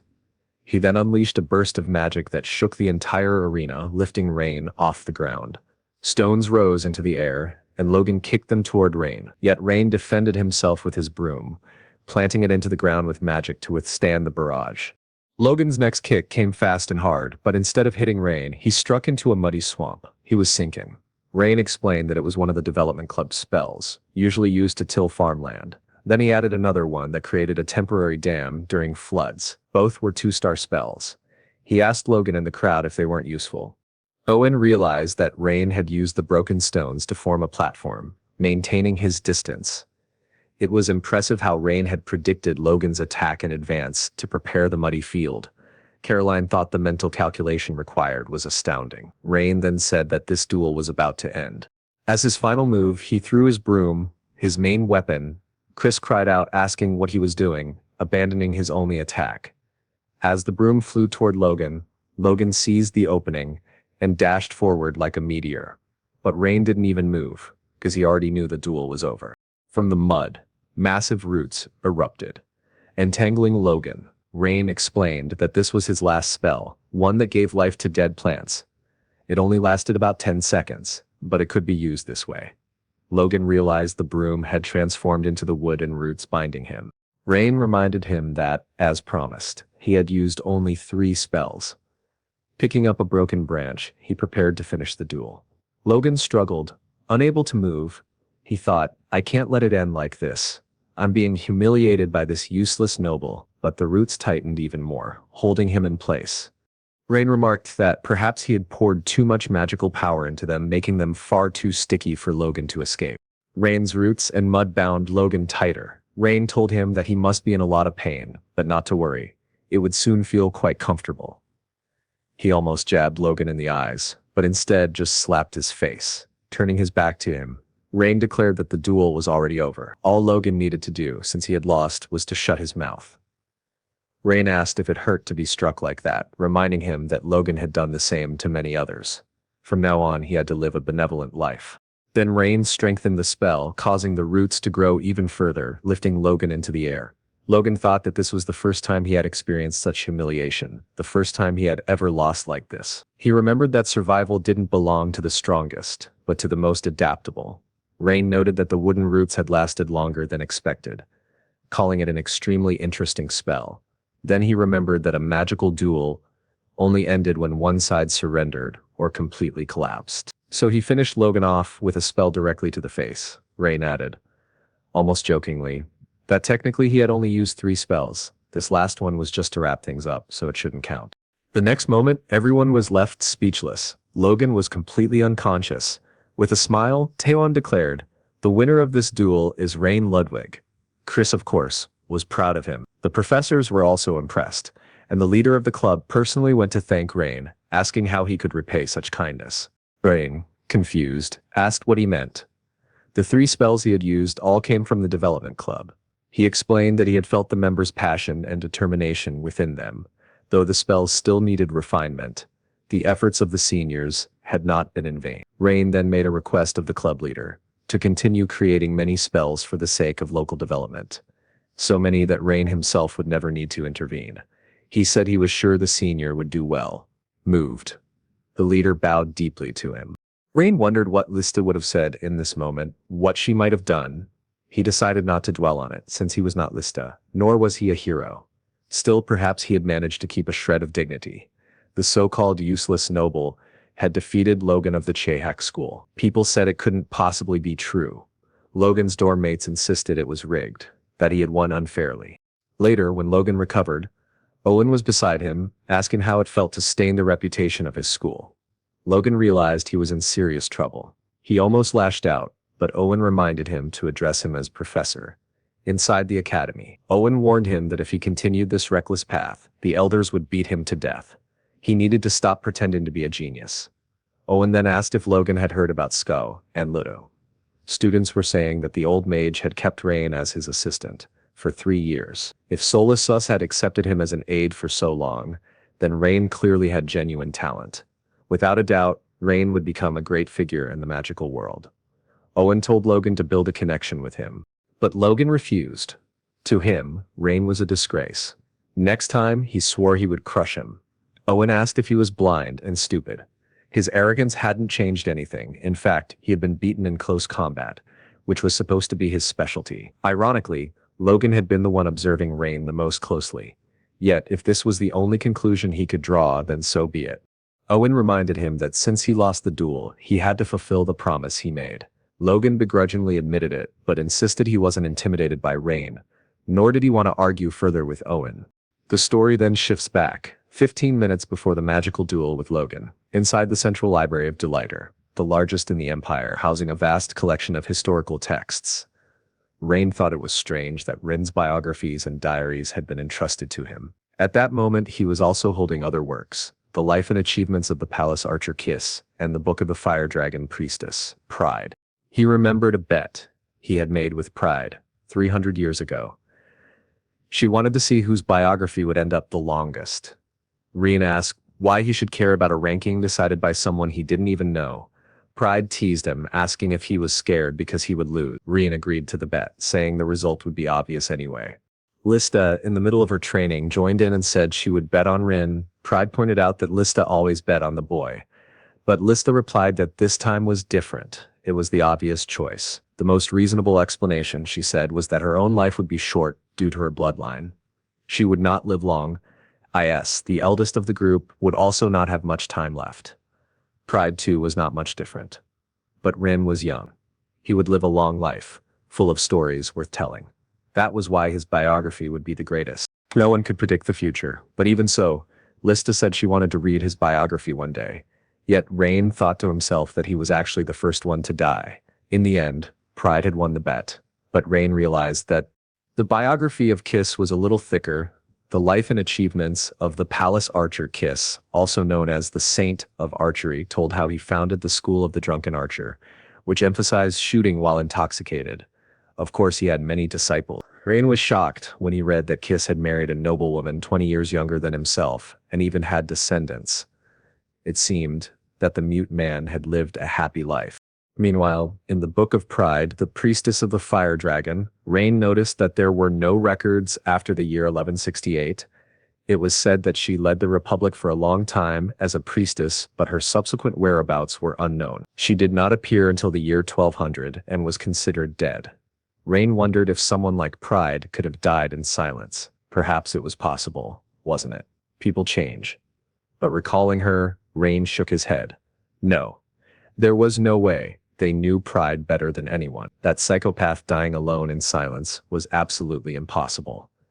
If she had disappeared, then something must have happened to her. The thought of a priestess who had once saved the world vanishing in secret without anyone noticing weighed on him.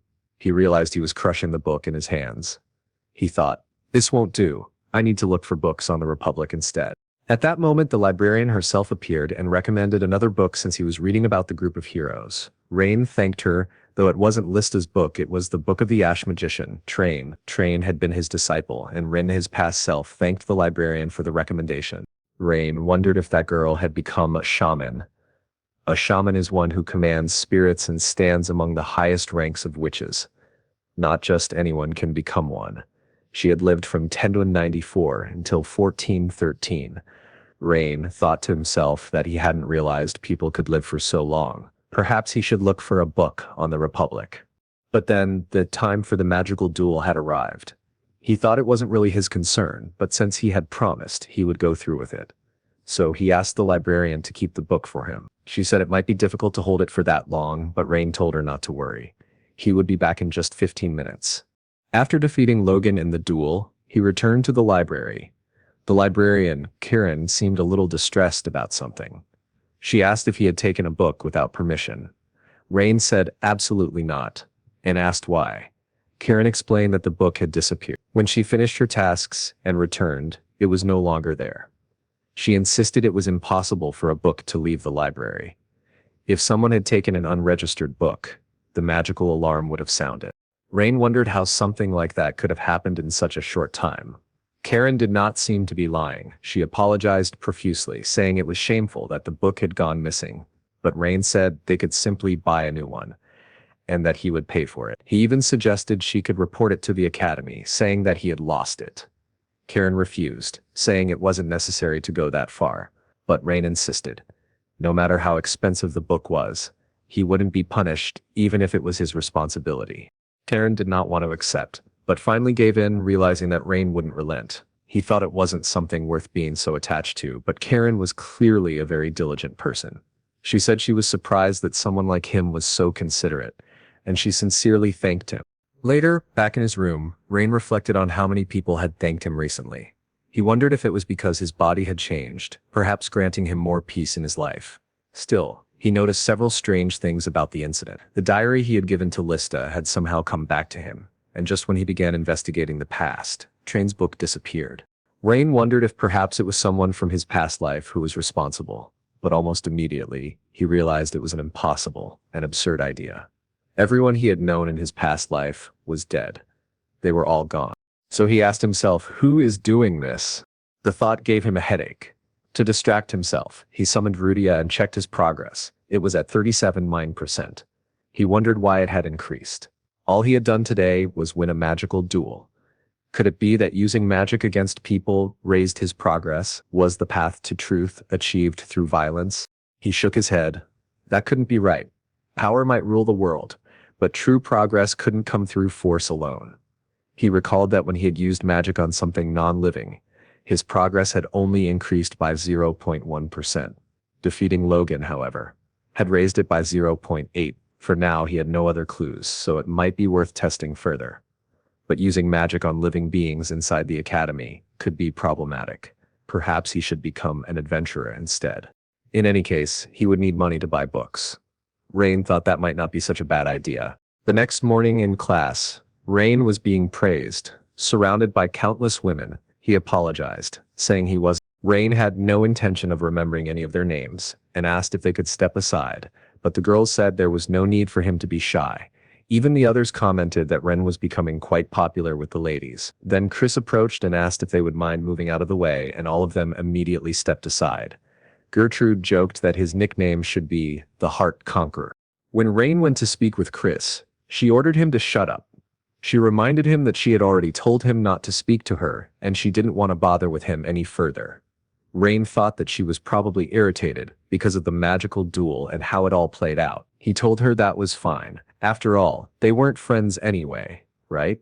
Chris replied that she wasn't exactly angry. In fact, it had been satisfying. What annoyed her was the way he pretended to be weak. A strong person should display their strength and walk with pride. Now, at least she could crush him without being accused of humiliating the weak. Next time, she promised, she would completely crush him. Everyone around became excited at the prospect of a fight between the two. But Rain calmly said that after Professor Owen's next class, she would still be standing. Chris admitted he was right, and she sat down. Gertrude thought to herself that Chris must have practiced that declaration of war all night, yet still hadn't delivered it properly. Later, over the weekend, at the Central Library, Karen approached Rain and said they had a problem. All the books related to Train were out of stock. She had contacted every publisher, but all copies were gone.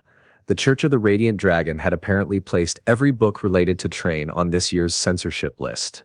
It seemed she had been declared a heretic. Rain wondered how a person could be branded a heretic even after death. He asked Karen if she had read the book. She replied that of course she had.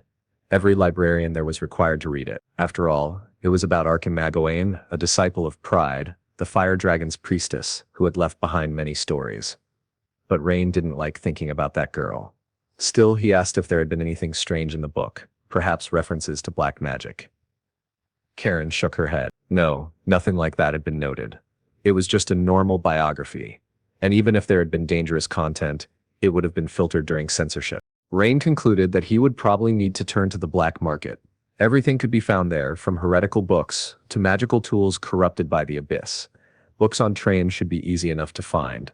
Karen admitted that was true, but expressed concern about the price. The rarer the item, the more expensive it became. Rain realized that money was the problem. It was too risky to try funding such a purchase through his family since the book was considered heretical. Karen explained that it would cost at least 3 gold coins. There was no way she could afford that on her salary. Rain thought that in this life he wouldn't have to worry about money. Yet here he was again. He began thinking of a way to earn it quickly. In times like this, a high-risk, high-reward strategy was the only way. Then he remembered what he had planned to do, make money by risking his own life.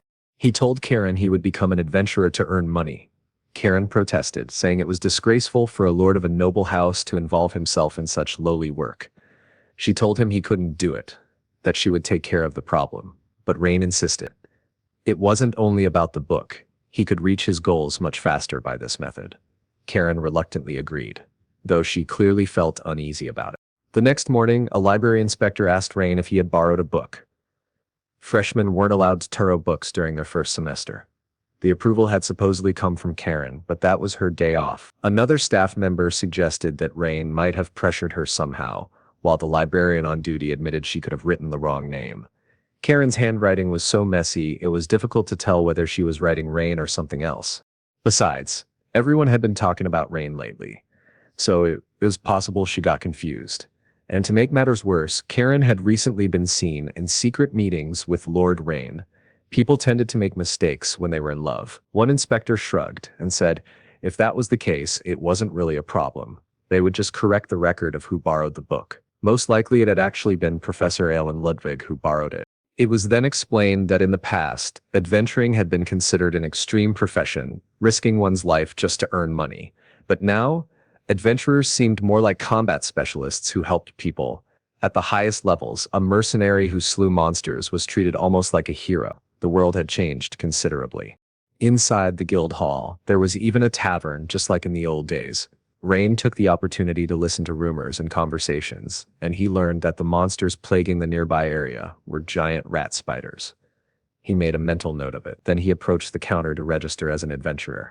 The receptionist noticed his uniform and remarked that he must be from Deleighton. He handed over his student identification. She explained that, for students of Deleighton, identity confirmation was instant, and registration would only take about 10 minutes. But then she noticed his family name, Ludwig. Why would a noble be registering as an adventurer? Rain asked what else he needed to do. She replied that all he had to do was fill out the form and sign. The last part was a special clause for nobles, declaring that the guild was not responsible for any problems arising from the adventurer's activities. Rain asked if there had been people who tried to hold the guild accountable. The receptionist explained that there had been some cases about 100 years ago, which was why the clause was created.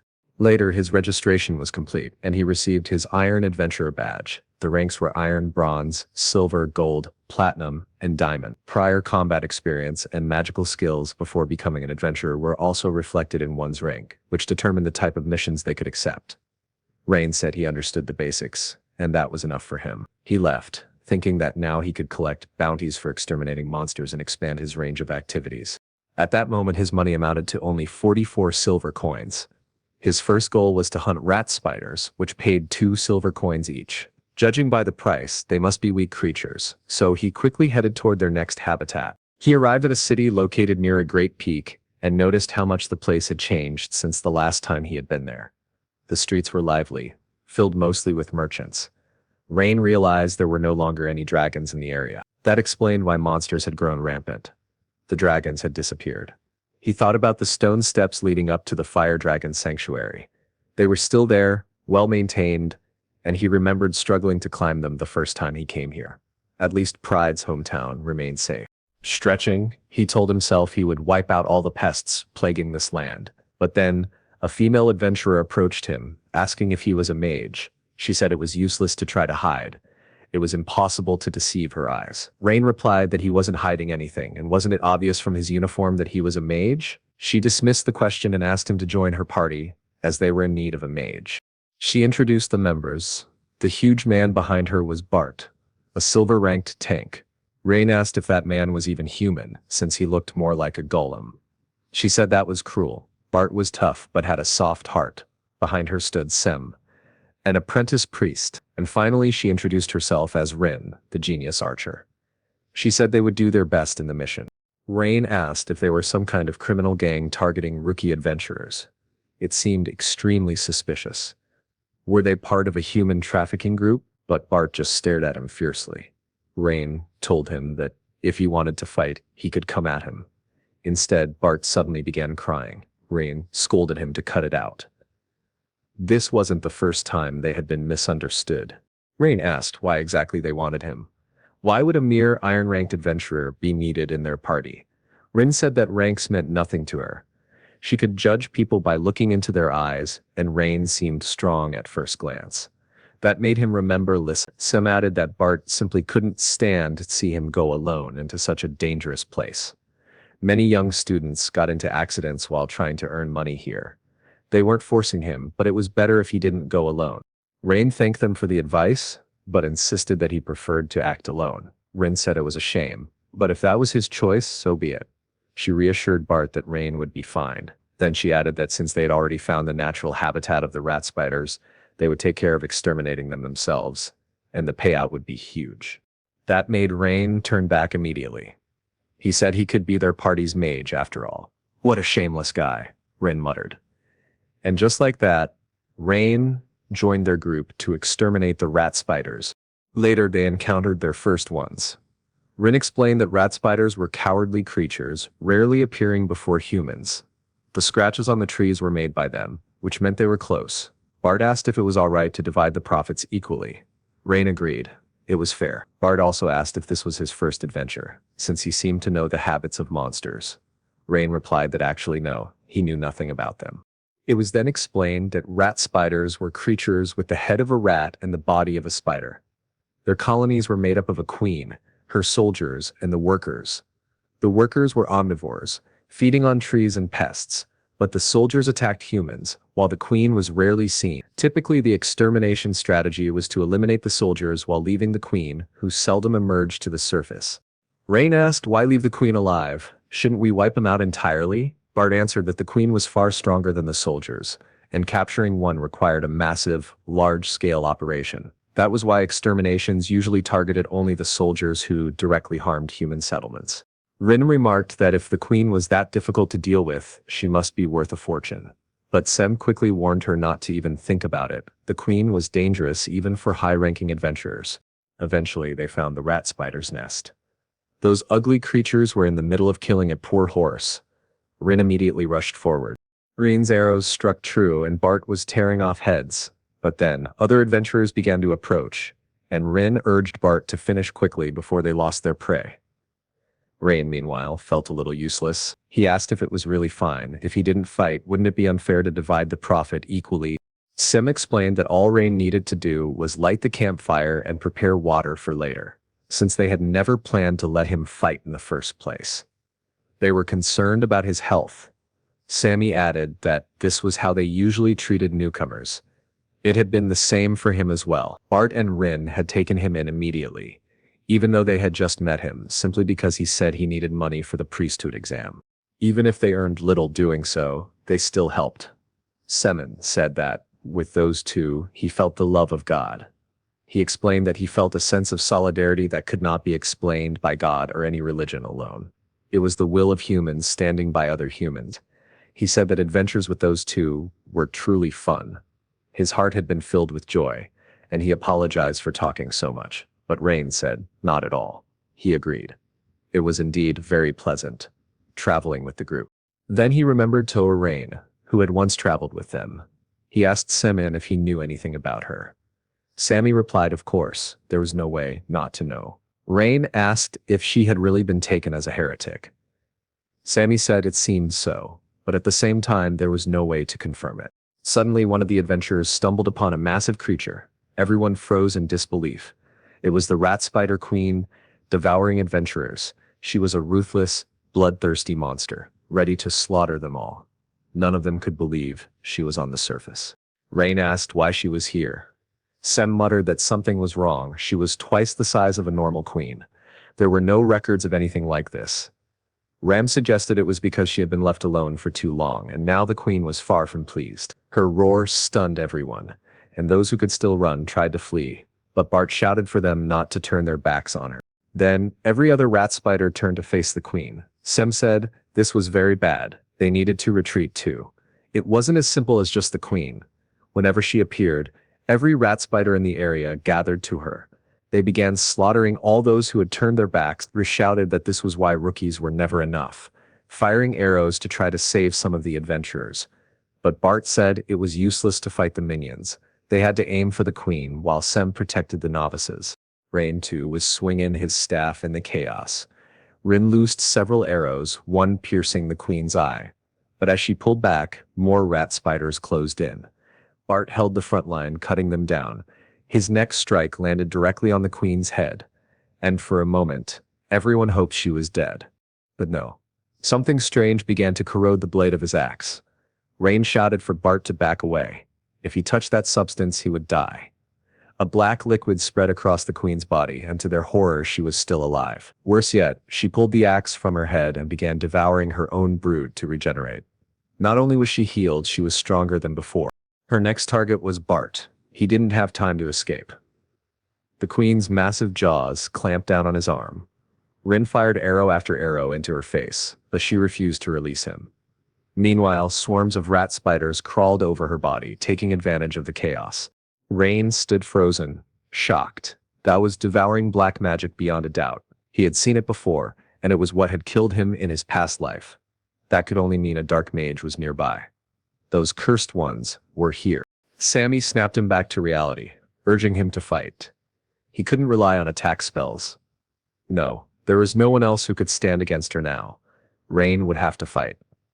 Of course, he was terrified. But looking at the state of his companions, he had no choice. He asked how much money they would get for killing the queen. Sam replied about 20 gold coins. Rain smirked, saying, "That's not bad at all."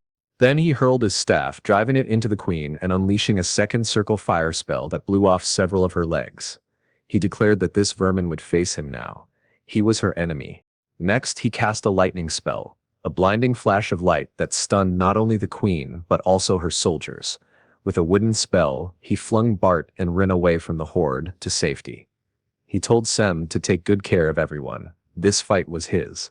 Rain shouted to the other adventurers that they had to save the survivors immediately, while he handled the queen. But to his dismay, the leg she had lost in the explosion regenerated almost instantly. Rain thought, losing a limb didn't affect her at all. In that case, Rain decided to try something different. His next spell wasn't aimed at the queen, but at her soldiers, blowing them all apart. He was creating small bombs, condensed so tightly that when they made contact, they caused massive explosions. Then he began forming a third circle fire spell. But before he could complete it, the queen's leg slammed into him, interrupting the incantation. He realized there was no guarantee that even a 3-star spell would work. His magic had limits. First, he needed to evaluate the enemy, activating Bilidios. He saw it clearly. The queen was surrounded by third circle black magic. That meant it wasn't just any dark mage behind this. With his current body, there was no way to withstand that poison. He couldn't intercept it with Bel Curious. That left him with no choice but to attempt a 4-star spell. If he failed, it would be the end. His body might simply collapse. The risk was enormous. At that moment, Rin noticed his hesitation. She stood back up and told Sem that it was fine, then charged back into the chaos, pulling people out of danger. Rain thought he needed to retreat for now, but the queen began killing her own brood, flinging their bodies like catapults. Ram fell from the tree he had been perched on, nearly breaking his arm. Luckily, he managed to block the queen's next strike with a stone wall. The queen wasn't just furious, she was possessed with the urge to kill him. But in the very next moment, an arrow struck her eye, saving Rain. It was Rain. She shouted at him not to ignore her. She was still standing. Naturally, the queen charged at the archer. Rain called out for her to run, but Rin yelled back that he shouldn't focus on her. He needed to use his magic. She could handle herself. And indeed, she managed to bring down one of the rat spiders on her own. She told him to take care of the rear line. Rain forced himself to calm down. Hiding behind the stone wall, he thought he could do this without being noticed. The dark mage couldn't see him casting this spell. First, he concentrated on a 3-star incantation. But Rin was growing exhausted from dodging the queen's relentless attacks, and she was finally struck and thrown aside. Sam had been trying to help her all this time, but the other adventurers insisted it was far too dangerous. Meanwhile, Rain was pushing himself beyond his limits. He even spat blood just to keep his focus on the spell. When the queen was about to crush Rin, Sam saved her at the last moment. He declared that everyone would make it out alive together. No one would sacrifice themselves. He begged her to stop doing reckless things. While healing her wounds, Rin apologized and promised that when they returned, she would write a letter of apology. Sem said of course, she would. By then they had bought enough time for Rain's spell to fully activate the first rune, Range. Even from a distance, the queen was struck by a storm of fire. The formation of the magic circle spread into 4 layers of interlocked triangles. The second rune, Restriction to Bind and Disperse. He completed every mathematical equation, 14 polynomials and 7 rational functions. The flames struck only the enemies, sparing his allies. The restriction also ensured the queen couldn't escape the firestorm. When the power calculations were finished, he activated the rune of Dissemination, unleashing a pillar of fire so immense it burned the queen until nothing remained but ash. The flames were so vast that they could be seen from the horizon. When it was over, when the scorched ground could only exhale smoke, they saw what was left, a completely charred carcass of the rat spider queen. Rain muttered that in his previous life. This would have been pathetic. He could have cast such a spell 7 times in a row back then, but now he was on the verge of death, after using it just once. As the wind scattered the queen's ashes, the remaining rat spider soldiers returned to normal and fled the battlefield. Sem rushed to rescue Bart, who was in critical condition. Rin was dizzy with shock. How could the queen have been destroyed by a single blow? Sem reassured her that Bart was strong by nature and would survive and recover. When Bart regained consciousness, he asked if everyone was all right. Rin confirmed that they were, and that she had received the treatment she needed. She admitted she hadn't expected the Queen to have regenerative abilities. That wasn't recorded in the adventurer's database. But then, who had actually dealt the final blow? That was when she remembered Rain collapsed on the ground. Sem explained that he would be fine. He had simply suffered magical overload. His mana was completely drained, so he fainted. He must have used everything he had. But Rin wondered why had he hidden himself behind that stone wall. It was as if he didn't want anyone to notice what he was doing. And as Rain lay unconscious, he remembered something. Back when the adventures of the hero's party were to be documented and made public, Rin had told him not to include his name. He didn't want to be recorded as part of the hero's party. When asked if it was because he hated them, Rain replied no. It wasn't that. He was simply different from everyone else.